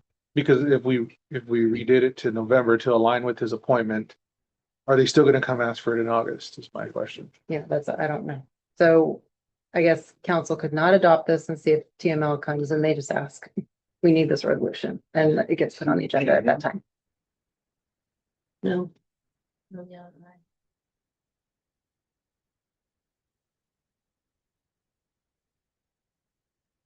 I mean, we can, let's just eat it and then, my opinion is we pass it and then just repeal it in November. I don't think we need to make it that much more difficult. If the new judge or this judge says, I don't want insurance. Because I don't want it to affect his health benefits if, Right, I don't want it to affect his health benefits either, but I don't want to make this something we have to give the next judge. I really right. don't want to deal with this with the next judge. So we just add that in there. No, the mayor's saying that he'll just remember to bring it back for us to repeal when well, assuming he's here. Or you can just have a termination date of, 258. December 31st. I think that's the easiest way. So just put in a termination Or date a here. day, I guess. Let's just pass it as it is and we'll just have to remember to repeal it if we're, What's the number on it? It's not 282, it's 258. 58. All right. This has been a pain. It's not been clear straight in our budget. You've seen it, Mayor. It's Mhm. been. We're waiting for Even if we payments. keep the same judge, I don't want to deal with this with him next year. He's not making the payments. No. I don't want to have to deal with. Yeah, he holds it. Yeah. We should be almost spent out and we haven't even spent half. Yeah. And they don't match the percentage of how much money we've got and the percentage of how much money we've paid. Yeah. Don't match either. If there's nothing else, I move that we pass resolution number 2026-258, authorizing and allowing health and accident coverage for certain classes of officials to electing participate as provided by Texas State Intergovernmental Employee Benefit Pool, DBA, Texas Health Benefits Pool, pursuant to section 172.004, Texas Local Government Code and related matters, including a termination date of 31 December 2026. I'll second that. No changes, right? No, he included to add a termination date of Oh. coverage for December 31st, 2026. So I do have a motion by Alderman McNeil and a second by our Mayor Pro Tem to approve resolution number 2026-258, a resolution of the City Council of the City of Sandy Oaks, Texas, authorizing and allowing health and accident coverage for certain classes of officials elected to participate as provided by Texas Multi-State Intergovernment Employee Benefit Pool. Pursuant to section 172.004 of the Texas Local Government Code and establishing an effective date to include a termination of 12/31/2026. Is there any further discussion on this item? If not, all those in favor say aye. Aye. All those opposed? Motion carries. All right. Here, moving on to J. Let's see here. This one now. All right, discussion or possible action on resolution number 2026-259. A resolution of the City Council of the City of Sandy Oaks requesting supplemental law enforcement patrols in support of the Bexar County Sheriff's Office and Texas Department of Public Safety and authorizing the negotiation of necessary agreements. Alderman McNeil, do you want to? Okay, so this is what we briefly talked about, Chief, at the last meeting. If, that'd be something worth doing, so wrote up the resolution. It's got 3 attachments to it, to include letters to the sheriff and the director of DPS. And then Chief provided all the information for the attachment with the operational gaps and public safety needs assessment. And you can see in there how, we all know we don't have enough police department where we're like, for the FBI's national averages, we're between -10 and -11 officers for the town. So if this, I don't know if this will work, but it's worth a shot to me to send these letters to the law enforcement leadership to try to get some assistance out here for our town. Because for me, the last month, I know we don't have enough policemen. I haven't seen policemen. Just maybe it's hours I keep, but I just know we don't have enough. And No, I've never seen him on my for street. me, it's like it'd be great to deter crime. I've had people passing me up when I'm stopped at a stop sign all the time. So maybe if they saw some more, but hopefully this will help. So if you got any questions, I can answer on any of these, and I've got the original documents if anything needs changed on like the letters or whatnot, but this is to let the chief do the coordination and get an MOU if necessary with those different departments or agencies rather. Does it commit them to patrol in our area at all?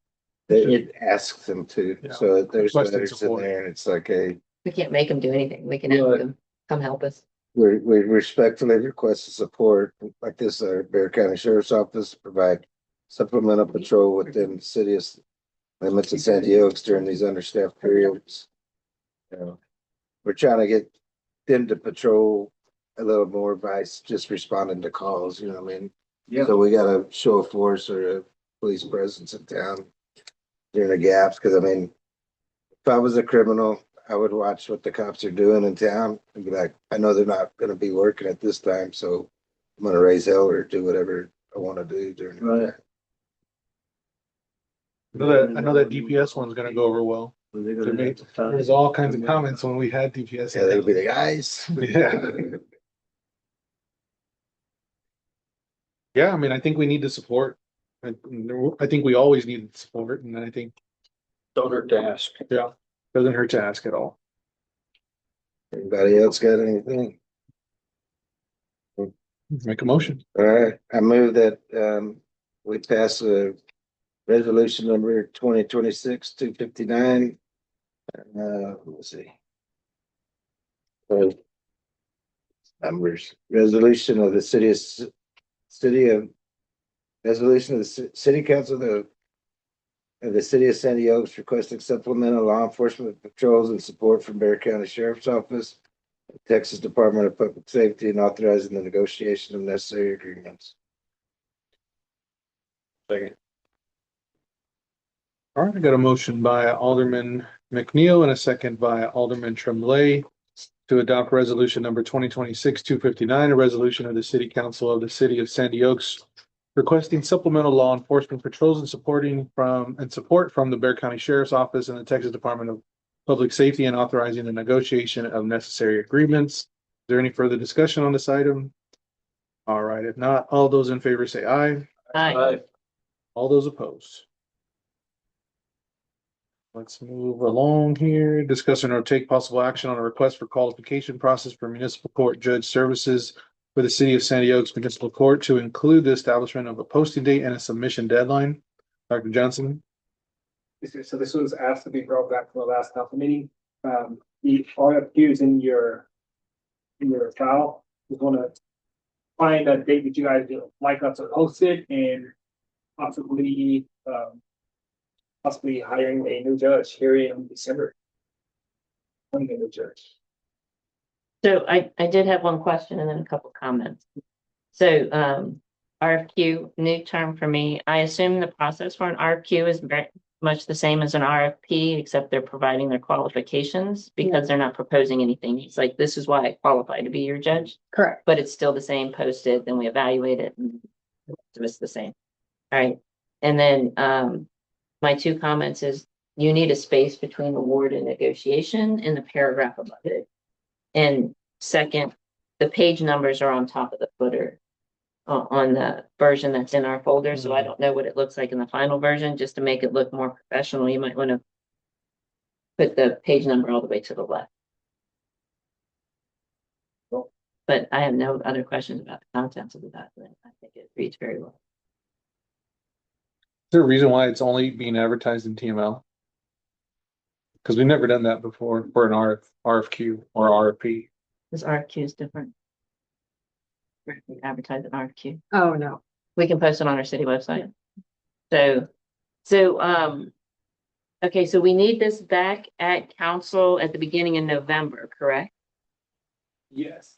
Because the judge would have to start, we would have to review all of the responses with the new mayor or the current mayor if he's reelected the beginning of December, and appoint someone in December, because we only have one meeting in November and one meeting in December. What's the typical amount of time that this thing, that these kind of things are advertised? We've never done it before. We've always That's reappointed. why I'm asking the city attorney. Oh, I didn't hear who it was addressed to. 30 days. Well, 30 days where it's probably posted to the time of the. 30 days, like,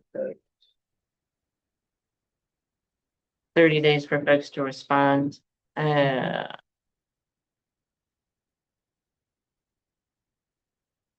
it's only posted for a period of about 30 days. So do we just post it for the month of October? That gives us 2 months before it has to be posted. Or do we want to try and get it in sooner? But that would get us all the responses by the end of October, and then we'd have the 10 days until the council meeting to review anything if the city administrator was to send it to us. Or do we want to have more time than just that 2 weeks to look at it as a council to review that? The RFQ has sort of a committee that would interview, so. So we'd you may have to wanna do the leave some interview time to process. Interview to give the recommendation. So we'd need That's 30 it. days. Oh, because again, we'd be doing the interviews in October, but we might not be the ones on, the same folks on council come November. Because 3 folks are either being replaced or have to run for reelection. Okay, so maybe we run it for the month of September. With September 30th as a response date, so we can do all the interviews over October. And be able to make a recommendation to the new council and mayor, whoever they may be. I'm just talking through, looking for thoughts. So that we can keep moving, because it's getting late, people. Keep track of all this.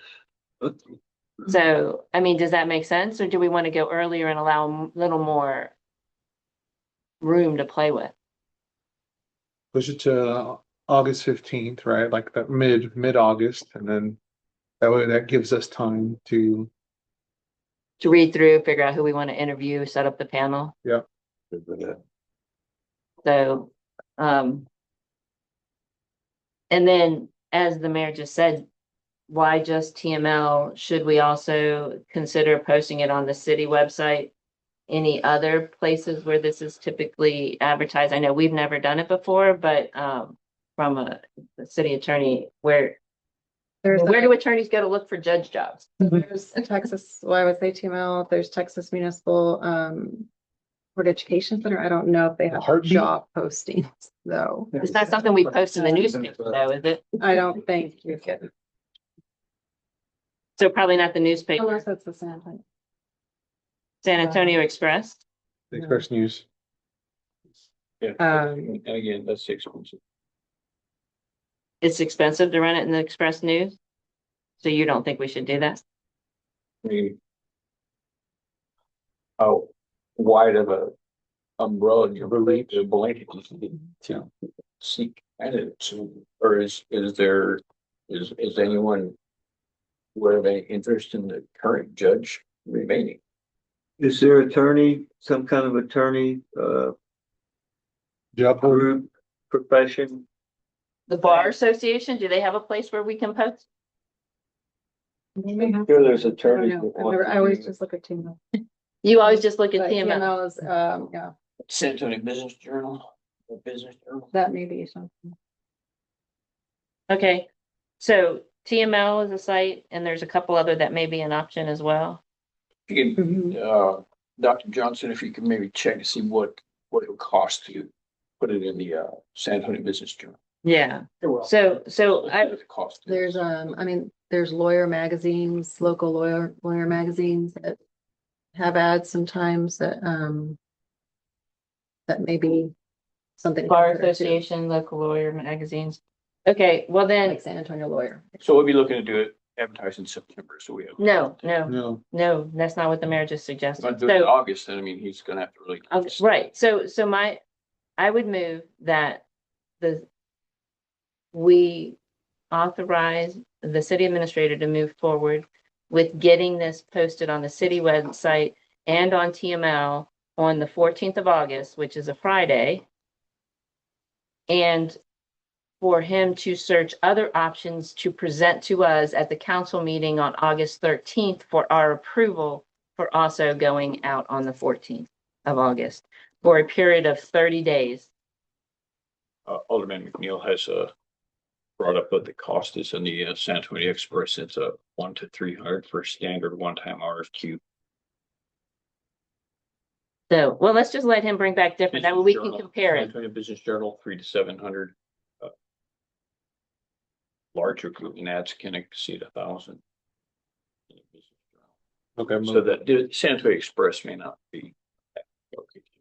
Well, we'll just go with these two and then with a plan for it to go out the day after the council meeting. And then at the council meeting, he could tell us anything else that he presented and what the cost were, what the cost is for those. But at least now we've got it set for the 14th for 30 days.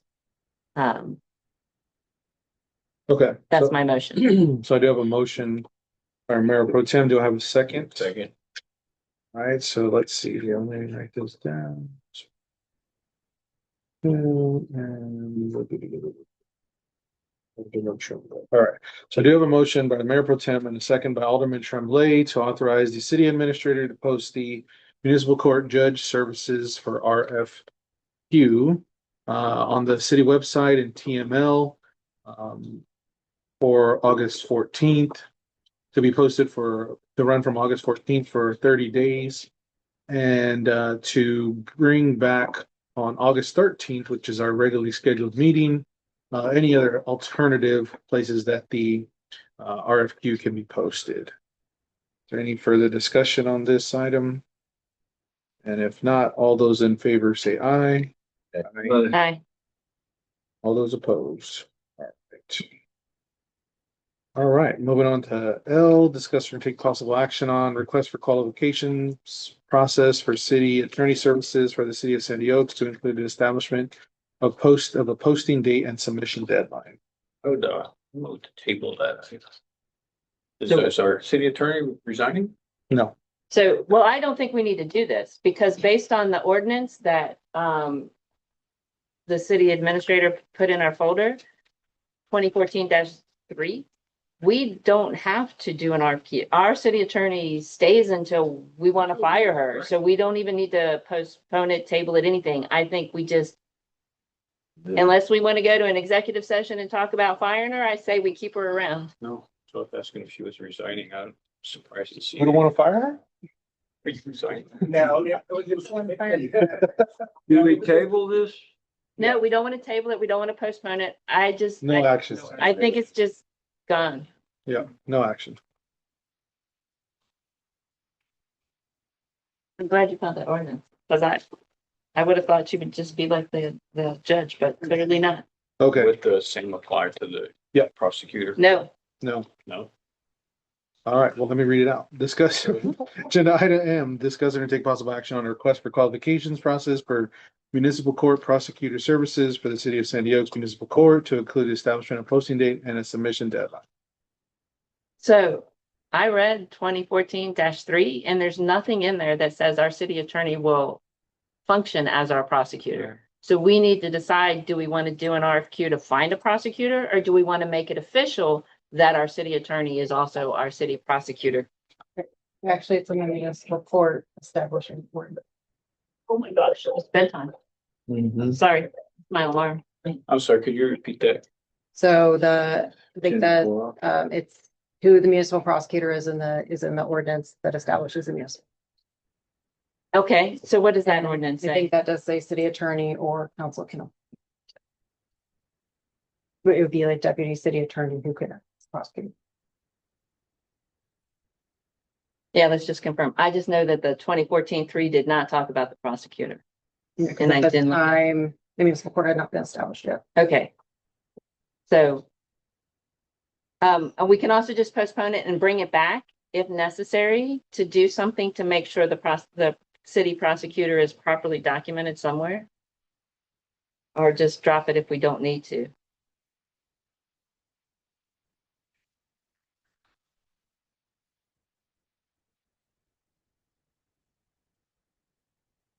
Municipal judge, I don't know. See, this is when you need my spreadsheet, because then you can just do a Google search in my spreadsheet, which I don't have on this tablet. No, no, last, it was You have my amended. spreadsheet, do a search in the spreadsheet for judge. Okay. Well, there's the judge one and then there's a municipal court one. So, No, he's got my spreadsheet. Oh, If you okay. pull up my spreadsheet, you just do a search. I need to put it on my tab. I have a spreadsheet that lights out every ordinance and what's wrong with all of them. I don't doubt it.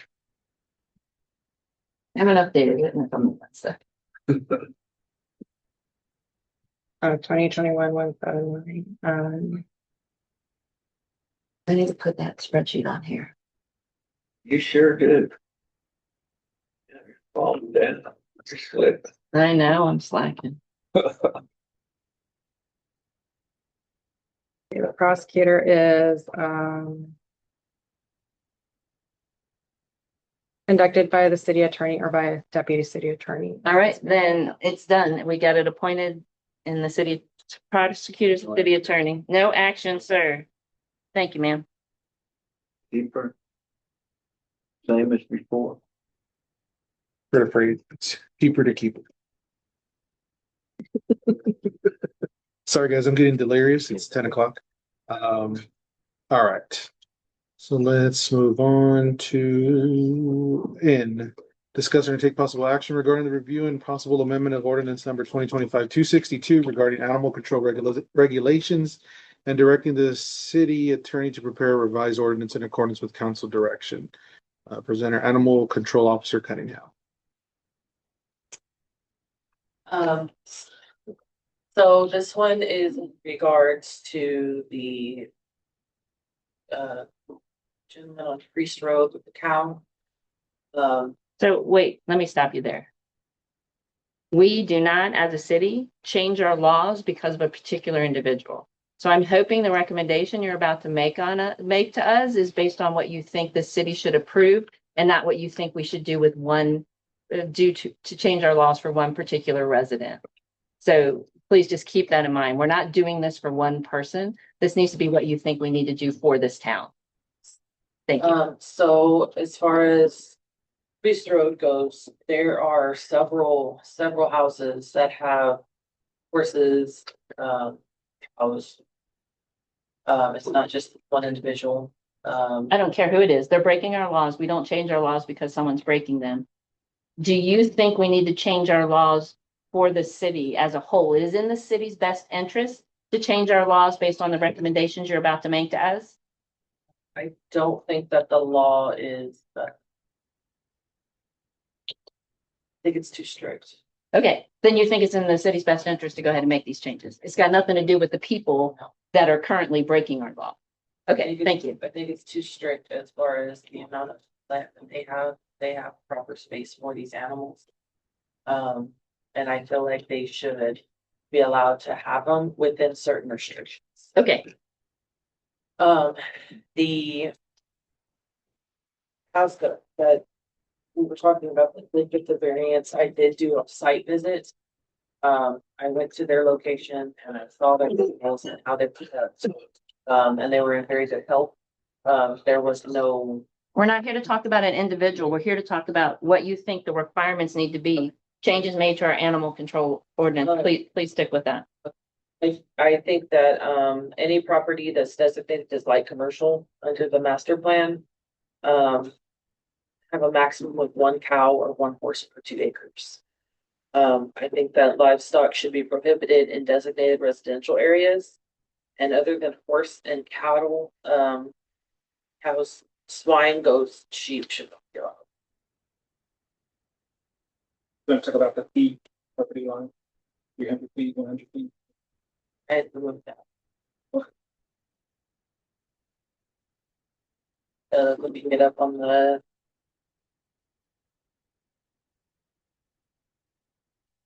It's an A&M AgriLife page. I think there's not a minimum. They have to stay. There's a guy across the street from me that's had 2 horses. Can we stop talking about individuals and talk again about how we think it's best to change our Well, ordinance? this is something that was legal before the city was ever formed. He's been doing it since the city was ever formed. This got nothing to do with the changes to our ordinance. What is your recommendation, John, that we don't change the ordinance? To allow for, Recommendation, okay, there's another guy that just moved in next to the defunct 18-wheeler repair shop, which is a big lot. Well, he's got 2 horses. Well, he just moved in and put 2 horses on. So I'm not really in favor of him having horses. okay, that's Okay, but the guy that's a grandfather that So- had the horses since before we were a city, Our ordinance, I don't see a yeah, problem. our ordinances don't affect someone that's grandfathered in. If he was here with the horses and they were legal on his land based on whatever his Deed deed restrictions on, restrictions were, yes, then our ordinances don't override that. okay. Because that's stated at the beginning of our ordinances. They Okay. don't overdo that. So that's the difference. So your perspective is that you disagree with what Ashley just stated and that we should not be allowing horses and cows in this town, except for those that are grandfathered. Well, she gave some conditions that may be amenable to keeping horses and cows. If you have enough land and you take care of them properly, et cetera, and they're far enough away from your neighbor abode. I don't know. But according to the ordinance, as far as I read, I think I went over this with the mayor, that there was no grandfathered. That there was no statement in the ordinance that stated that they were grandfathered. Isn't there something in the ordinance that doesn't override? Because this guy, the whole reason this came about, His deeds don't allow him to have a horse. So, yeah, he has no deed restrictions that makes it open to have horses, right? And he couldn't provide anything. I can't find anything that states so. that property is. Right. He also didn't own both those lots back when we became a city. So there's many things there. But again, that's why I don't want to try and speak about specific individuals. It's just which direction do we really think we want horses in this town? I mean, what are you going to do if a horse or cow's out wandering the streets? How are you equipped Yep. to handle that? I know it happens now because we got all those cows back on the backside of town. I mean, are we equipped? The council, and I wasn't on the council at the time.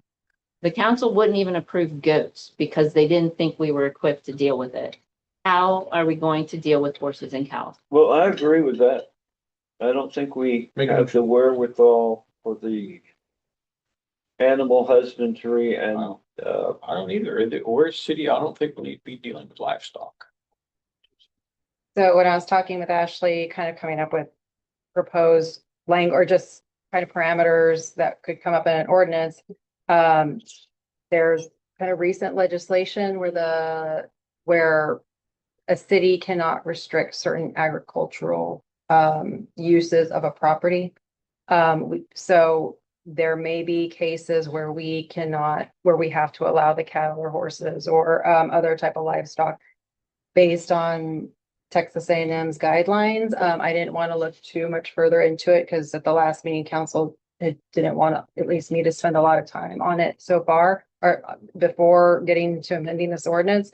But their ordinance as a whole may need to be amended just so we are not interfering with people's agricultural use of a property. And it was typically like if they're developing some sort of product. So if they're using like the cattle or, for milk and selling it, so I have to look further into those So exceptions. that would be the light commercial. So, type yeah, but properties. where we can restrict in maybe certain areas or have certain regulations that would kind of lead them like on Priest Road that like Ashley suggested. Or where So we'd have to figure out how to word it where we're complying with the law, but also trying to minimize livestock within the city. But I also think we need to incorporate into our ordinance 4-H. A limited time where someone can have a registered goat or whatever it is that you do for 4-H.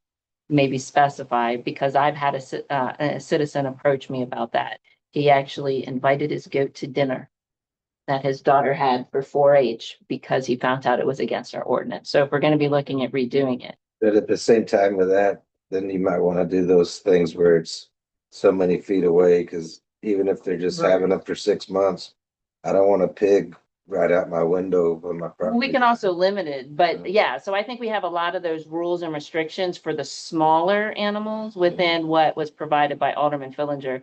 But I would recommend that we authorize the city attorney to spend time to find out what we have to allow. And Everything needs to fall in line with the state agricultural requirements as far as the lot sizes, the acreage, how many per acre.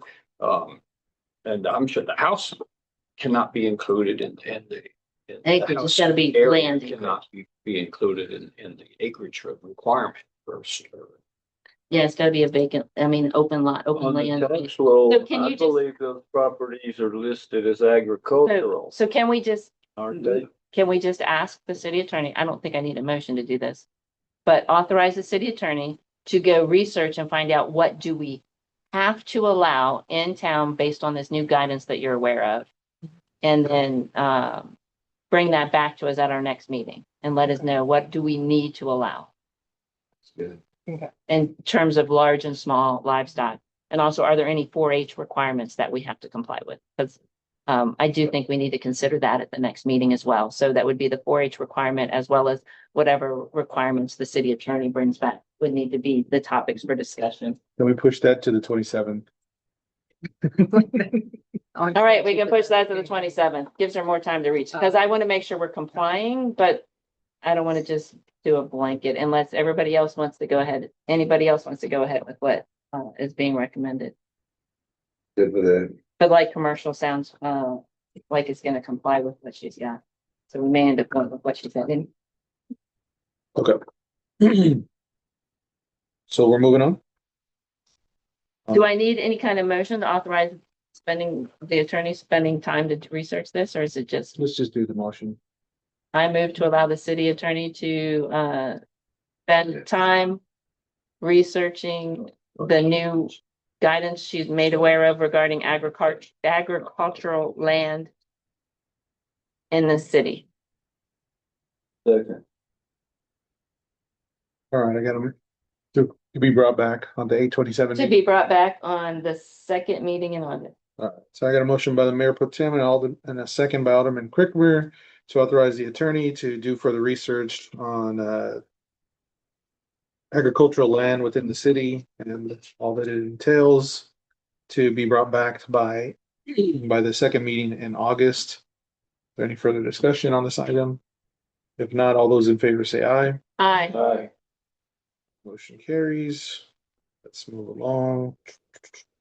Discuss and take possible, yeah, right, P.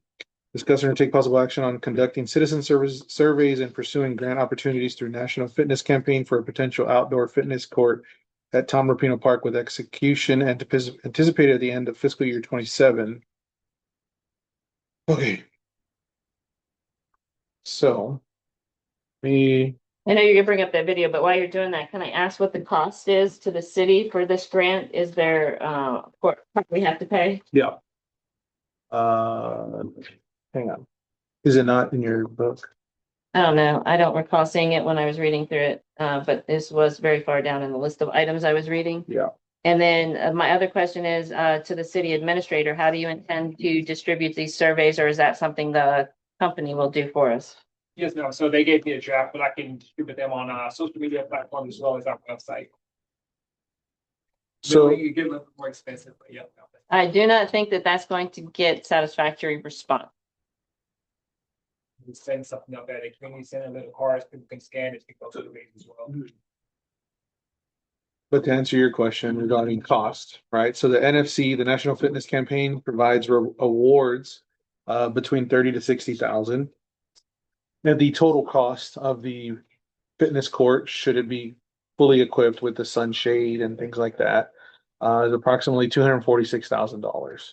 So it's a big call. It's a big cost. So that being said, and the reason why it's so late, right? It says the end of fiscal year 27 is because that gives us an opportunity to apply for funding through the CDBG block grant, like we did for the current road that we applied for, because they do allow for park improvements.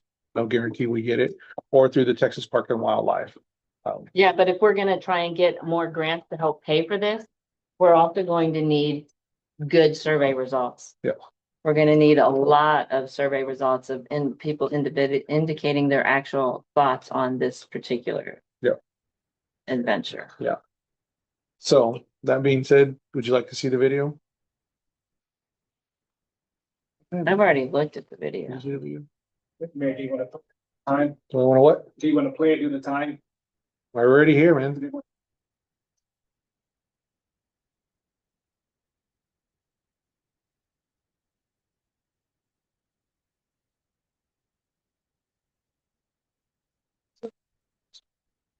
Yeah.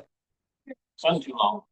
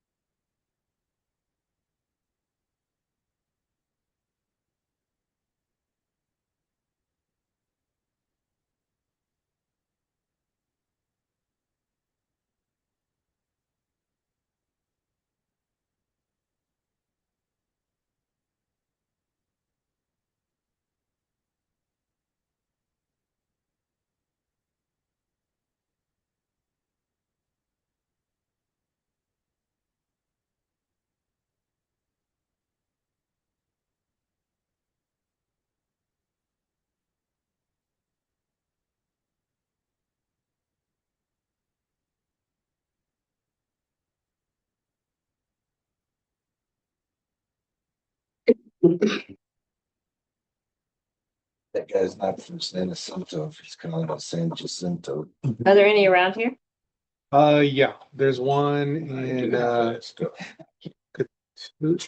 Cotulla or Karn City, I can't remember, but I've emailed the mayor and the mayor pro tem and I have yet to hear back. That was about a week ago, so. I'm waiting for feedback. So we're talking like $175,000. Yeah. For us to invest. Yeah. Into getting this here. Right.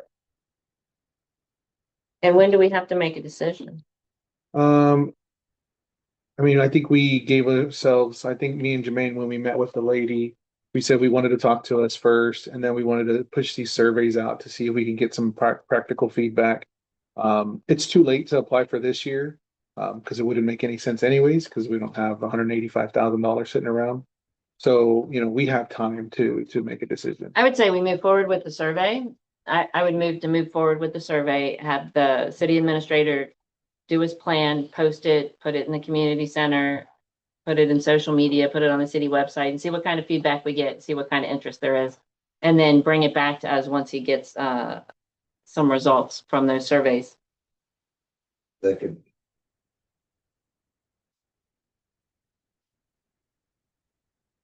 All right, I got a motion by the Mayor Pro Tem and a second by Alderman McNeil to authorize the city administrator to submit the surveys and execute his plan to try to get some results and some interest and to bring it back at a future meeting. Is there any further discussion on this item? Not all those in favor say aye. Aye.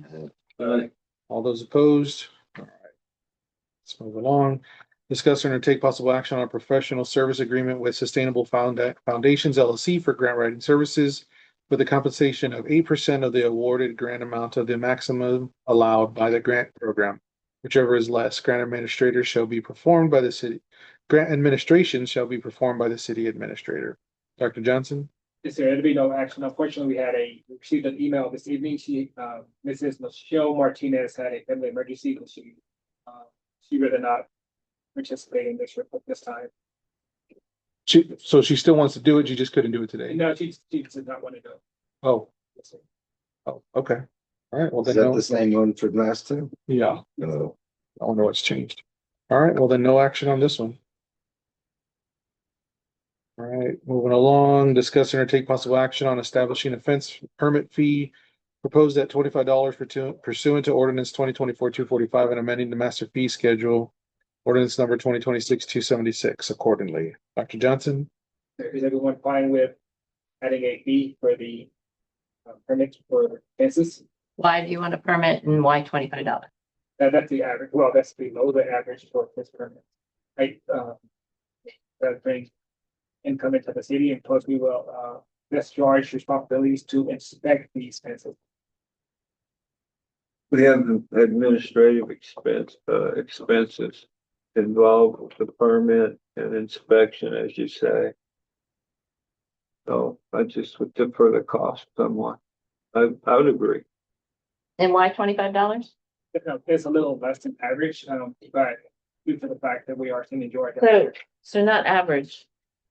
We shouldn't be compared to average. We should be comparing it to cities of this size and of this demographic. Is 25. I know. But why 25 versus like $20? Because then they walk in and hand it $20 bill. Why not do it online through our new? Because I haven't seen that capability online yet. So, okay, so the average is what? The average is like 30. And we don't want to do the average. We want to be below average. Yeah. But if you want to go 20, I'm fine with it as well. Comments? Anybody have an opinion? I just wanted to know why he wanted to add it and why the 25. And what's the administrative expense that the city's incurring? So Inspector.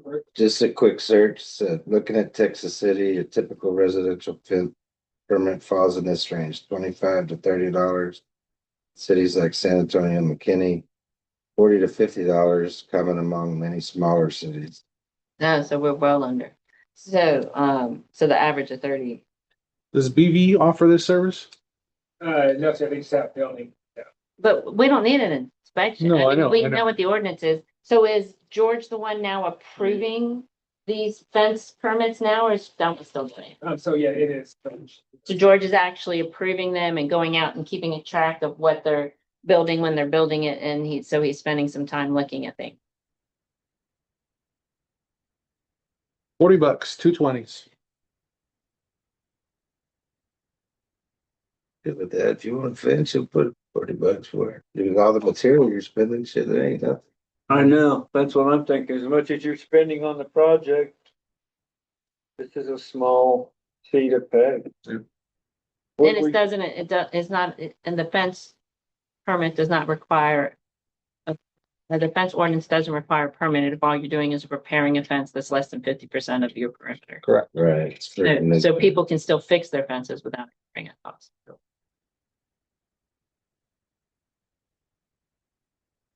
What did we say? We didn't say anything. Somebody, 20, 40, 25, 30? I move that we establish a fence permit fee of $40 pursuant to ordinance number 2024-245 and amending the master fee schedule ordinance number 2026-276 accordingly. A second. do we need to waive the second reading? So, We need a second reading? so you have a motion and a second. So how about throwing this, making that statement, throwing it out for some discussion, because I have All a right. couple of points. Okay, who seconded it? I did. Yeah, okay. All right, I got a motion by Alderman McNeil and a second by Alderman Crickber to implement or establish a fence permit fee of $40 pursuant to ordinance number 2024-245 and amending the master fee schedule ordinance number 2026-276 accordingly. Is there any discussion on this item? So our ordinance doesn't say there's a fee, nor does it say to reference the master fee schedule. So I would believe our ordinance needs to be updated to indicate master fee schedule, to indicate a requirement for a permit fee as indicated in the master fee schedule. We never need to make a motion to update the master fee schedule. Right. The master fee schedule itself states anytime this council passes an ordinance with the fee, the city secretary will automatically update the master fee schedule, because that makes it sound like we're going to go amend that ordinance, and we're not. She's just going to take this piece of information and go update the master fee schedule. So we don't need to include that part. I think what our motion needs to be, and my suggestion is that it be amended to be update the fence ordinance to require Yeah. $40 permit, the permit fee as indicated in the master fee schedule, and that fee will be $40, would be a more accurate. And then I wrote that fence permit form, so I'm happy to take on the tax if necessary to include a spot where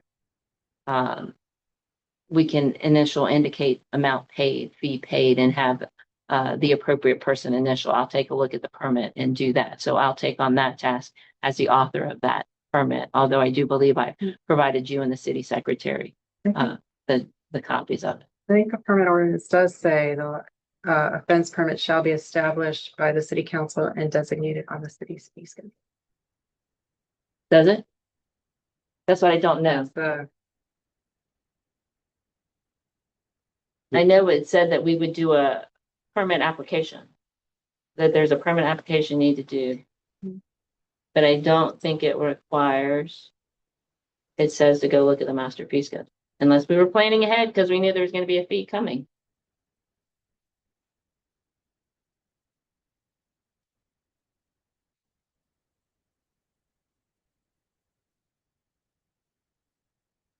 There's an expense to the public. Can we waive a second reading, or we have to have a second reading and a publishing? Because we're adding a fee or changing a fee, it requires a second reading, or it requires waiving of the second reading. But this can be the first reading, and reviewing the updated ordinance would be the second reading. And do we publish?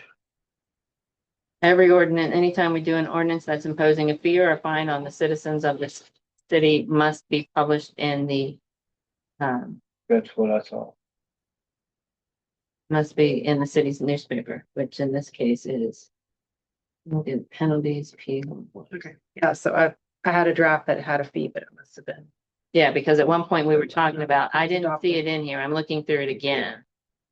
Yeah, I don't see it either. So if you want, I'll go ahead and amend motion to update ordinance number 2024-245, establishing a fence permit fee at $40.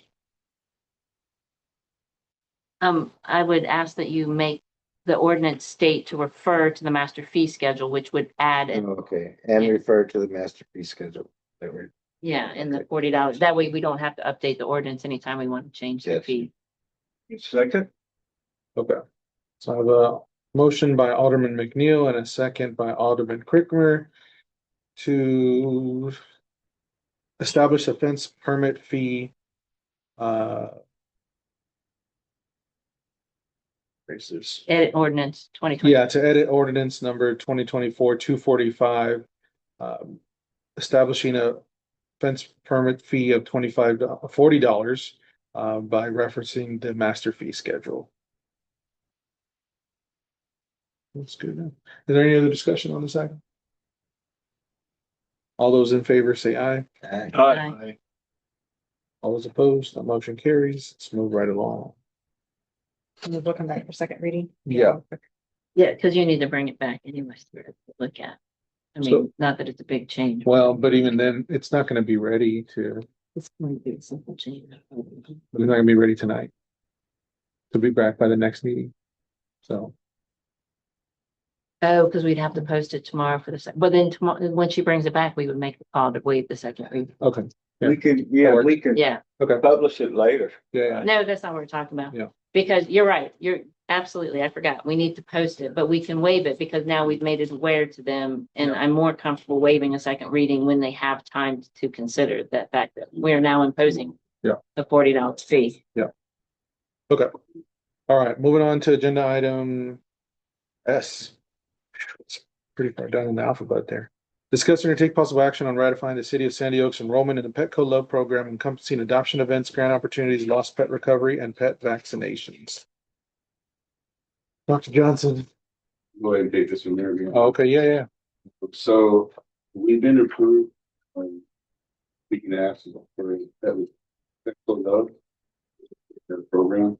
We just needed to get approval for you guys to be able to participate in this. It's gonna support our adoptions and our grants and also community like service. And we should be out there getting out in the public eye. This is, I believe that this is probably the grant where you're able to establish a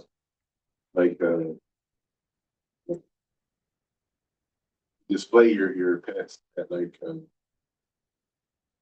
tractor center or those places. And I believe this was the baby station in Floresville. And we're able to see if we can get our pets adopted to continue with this program. But I just needed, I guess, your approval.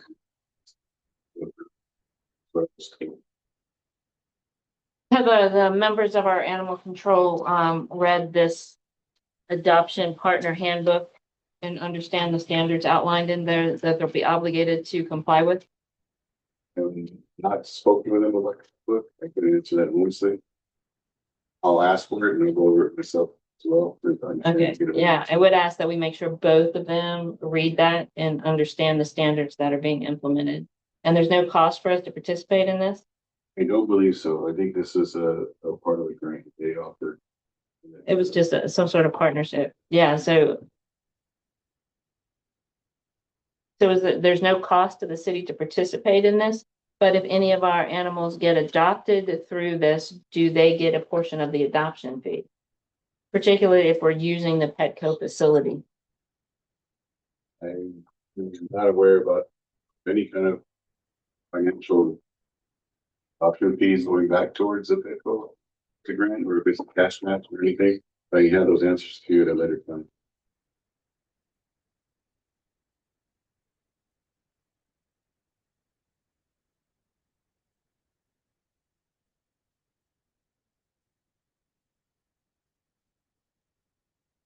So it's more than just the Petco stores, it's also other So adoption events. you So know, we would have to send our personnel with our animals to these locations to do the adoptions. But the only cost to us would be the cost to pay our employees to take the animals there, and then we just participate. They would have made all the arrangements for it. I believe they've already started to send stuff in, like some kennel, some snacks, stuff like that. To assist us in- so they've already seen.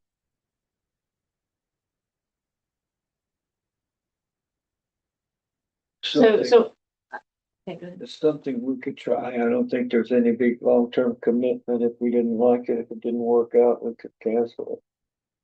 So I would move that we approve this City of San Diego's participation in the Petco Love Adoption Partnership after we verify those animal control employees. Or I guess we have three, not, all the animal control employees have read the adoption partner handbook and understand the standards. And that it comes with no monetary cost to the city except for the time commitment. Second. Yeah, I looked it up. It says Petco doesn't charge a fee for any eligible municipal animal shelter, city animal control department to become an adoption partner. Their goal is to organizations place more pets into homes, not to collect membership fees. Okay. Thank you. I have a motion by the mayor pro tem and a second by Alderman Crickmer to authorize the participation enrollment in the Petco Love Program, encompassing and adoption events, grants opportunity, lost pet recovery, and pet vaccinations after all the animal control staff has read the animal adoption handbook, and that there's no cost to the city other than the cost of getting them there. Is there any further discussion on this item? All those in favor say aye. Aye. Motion carries. Moving along to the last item, and item L or T, sorry, getting blurry. Discuss and take possible action on 2017 Chevrolet Tahoe assigned to the Sandy Oaks Police Department, including repair for the estimate from Carlisle Air and Automotive North to not to exceed 558627, two additional repair quotes in our resolution declaring the vehicle surplus or salvage property and authorizing its disposition. So yeah, the Tahoe, that is a patrol vehicle, got overheated. They requested, fortunately that damaged the engine. They're requesting a couple of different options. We could do an engine, swap out an engine. We can do, remove and resurface the heads. So I mean, there's. As a 2017, move to declare that vehicle surplus. Say again? I move to declare the vehicle surplus. It's a 2017 and invest file over $5,000 in repairing that vehicle. But all the stuff on there, you're gonna declare it surplus. You gotta do something. So- We can't just declare Well, surplus. he's made a motion. We need to see if he gets second. Yeah, you're right. Hold on. Let me get your motion on there. Okay, he's right. Let me do that. You gotta turn it in. I Not want what to you say said. something. So- All right, so I got a motion by Alderman Tremblay and a second by Alderman Crickmer to declare. Well, I the- didn't. He didn't make a I motion. didn't. Tremblay made the motion and no one has seconded it yet. I That's thought what you, I thought you did say second. no, he had something else he wanted to say, but I'm telling him we need to wait because we have an open motion on the table that we need to find out if someone's going to second. Gotcha. I thought I heard him say second. Okay, so I got a motion from Alderman Trey to declare the vehicle surplus, the 2017 Chevrolet Tahoe. Do I have a second? I'll second it so we can discuss it some more. All right, and a second by our Mayor Pro Tem. All right, go ahead, John. Spoke to Priscilla about it and she thought it was worth repairing and using as a city vehicle. So my first indication was scrap it. I wouldn't want to put money into it, but she wanted that. I'm just sharing what she shared with me. She felt like it was a good idea that it didn't have to be a patrol vehicle. It could be a city vehicle for other uses. And I told her, well, you better take gentle care of it because once you blow the head on that thing, it's never going to be all that good. You know, it's not a typical good vehicle that's used as a city vehicle. It's a gas eater for one thing. It's a big V8. I mean, it ain't gonna have no backseat. So how much did we pay for this vehicle? Let's look at some numbers. So these were the two vehicles that we bought for approximately $14,000, right? So we paid about $7,000 for it. And then you're talking about $5,000 to fix it. Correct. What's the Kelly Blue Book value on it? I think it would have About 12,000. 228,000 miles on it. 228? 228,000 miles. Oh, gosh, it'd probably take 6,000 or 8,000. Yeah.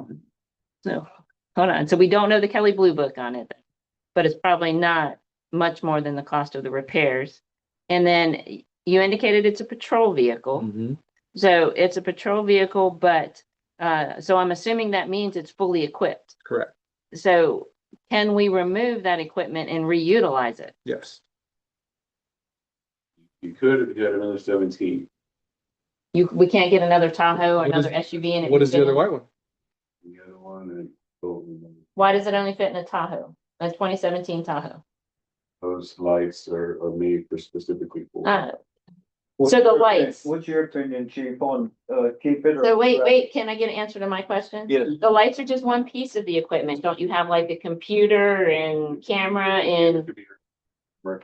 Everything piece of equipment. except for the wrap and the lights?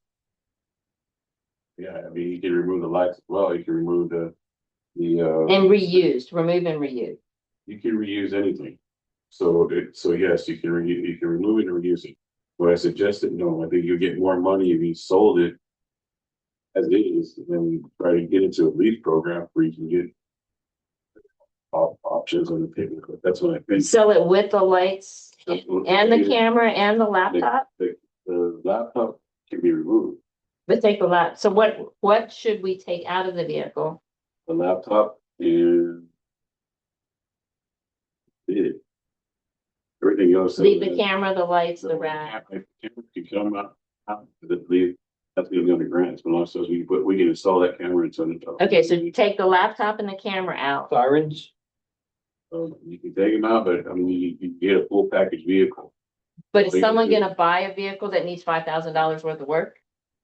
No. So a running 2017 Chevy Tahoe is value is in the mid-teens to the low 20s. With the blown engine, the value drops to about 3,000 to 8,000. 200,000 miles. So the engine would almost be what it's worth without it. My opinion is that we have two Tahoes, one running, one not. We take everything from the non-running and swap everything over. They're the exact same, they're a different year, they're the exact same body style, they're exact same model. And then we can salvage this vehicle. That With other the Tahoe is not understanding equipped. that you know that the other Tahoe does have a slip in the transmission. So We got a transmission that works good here. No, but you get my point, right? Like, Yeah. I mean, you can always switch out parts. I mean, How much it costs to switch transmission? I just put a transmission in. I got rid of a truck. I had to put a transmission in, and it was $5,800 This is why I do my own repair. Yeah. What's the? under what- warranty. And then I drove it out, and a month later, the ABS went out on it. Yeah, when What's the vehicles get that insurance? many miles on it, it's. So that year. But how Chevrolet- much money have we spent outfitting this vehicle? probably about $10,000. Yeah, and we can recover most of that. We can't recover the wrap, but we need to remove the wrap before we salvage. Correct. But we can recover most of the money that we've spent on it and put it in another vehicle What's it, because it's not worth more than about $3,000 right now in the condition it's in. is that what we'll get for $3,000 if we? That's Sell it. what Alderman That's the McNeil just said. That's With the blown engine. base of the- $3,000. Okay, so. No, he said we all 3.6 agree- with a blown engine. We're in agreement to get rid of it then, right? I still believe that a second quote, at least from another mechanic to do an engine swap, right? A used engine, throw it in there, would be in that $3,000 range. Well, I would do an engine swap before I would do just rebuilding the head on it. Correct. I mean, So, How many miles on the other? Oh, on the other one, I think it's at 200 and. so it's not worth fixing these cars. These things, 200,000 miles on them. I know, cause they were junk when we bought them. It's not gonna hurt anything to hold on until the next meeting and get another quote for doing an engine swap. If we get a second Is it quote. drivable? no, So you I wouldn't can't drive it, yeah. it, so You'd have to tell it, oh, it's almost scrap. have them. But even if we scrap it now, how's it gonna solve our fact that we're down a vehicle? So whether we scrap it now or not, it's not gonna solve that problem. But we can at least make sure that this isn't something that we can fix for a cheaper cost. I agree that 5,000 is a bit much.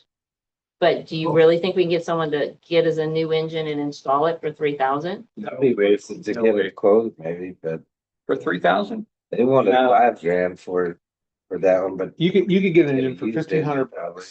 You get an engine for 1,500? $1,500, yeah. A crate engine? No, No, I used you it. get a used engine. You don't know what you're getting. I mean, Well, it's a factory rebuilt, or, by a rebuilder. Alderman McNeil, you're quick with that phone. I never- With the top- He is amazing. Accurate. To me, it's like putting a Band-Aid on shoulder. Right. Eventually, we gotta get the units all at once. We gotta be able to respond. The last thing we wanna do is be in an emergency So- situation. But Chief, no matter what we decide with this vehicle, Yeah. today, we scrap it, it's still not gonna solve your No, vehicle it's problem. not. If we decide to wait 2 weeks and get another quote, it's not gonna solve your vehicle problem. You're still gonna need to come back to the next meeting with your solution to your vehicle problem. So I would highly encourage you to come back with that regardless of what we decide here, because your problem's not solved by our. Ready. We looked at the lease thing and it was like too much or something. Yeah. it was over. Yeah, we can bring that lease thing back. Yeah, so, but Still have I nice money coming for a patrol vehicle. So, right. out there. so Well, you gotta remember, it's great, it's a great program, but you gotta understand you have to participate in that program. You know, your kids.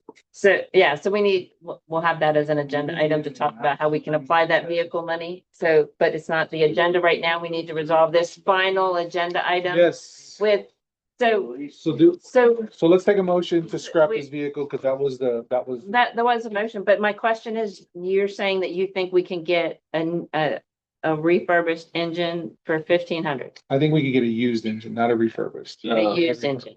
You're looking at 4 or 5 grand for a new. Yeah. Good engine. you're talking labor, $1,500. Yeah. Do it. And then you're talking about a transmission, you got a transmission. That's another So vehicle. that- That's That's a different vehicle with transmission issues. I believe if you could find we can find a mechanic that could do it for $1,500, and you can find a used engine from like LKQ, right, which provides warranties for about $1,500 as well. It's an old enough vehicle to where there's engines out there. Like, There's use pick your- and pull use your, places. Yeah. So what's your, Avalanche, right? what's your take on things, Dr. Johnson? But they got wrecked, right? So that engine's now out there, good, but I'm just using it. Dr. Johnson, your thoughts? All right, so Who got this $5,000 quote? it was our public work. Public Works? Yes. Priscilla. Priscilla did it, so that's kind of high. I wouldn't agree to pay that much, but is there a lower dollar amount? Is there a likelihood to find a lower dollar amount? Priscilla's usually pretty good about getting quotes. We can go ahead and Real do it, good. you know, folks. However, this people will have to be told, so we have to take that expense in mind. Just show them this quote. You just show them this quote. Tell them what it is. Yeah. That's one option, but I have seen plenty of times you get like 1 million miles on engine, so is it worth the 5,000 miles of this vehicle? Not quite sure, just like it's so old, but I don't know the miles that it has on it, 2017, it's worth getting a Peugeot in it. Is it a 5.3? Do you know? I think so, yes, sir. It's a V8. Yeah, So right. it has to be, I imagine but Like anybody else, it was paid off, I would like that, however, is it worth it, you know? And what year is it? 2017. 17. Pick and pull. I'm just looking at LKQ. Still out there. Pick and pull. Okay, so I do have a motion by Alderman Tremblay and a second by the Mayor Pro Tem to salvage this vehicle, the 2017 Chevrolet Tahoe, assigned to the Sandy Oaks Police Department. We do have a motion on the floor. I would request that you amend your motion to include stripping the police gear out of it before we salvage it. We'll amend the What motion. if I declared it surplus?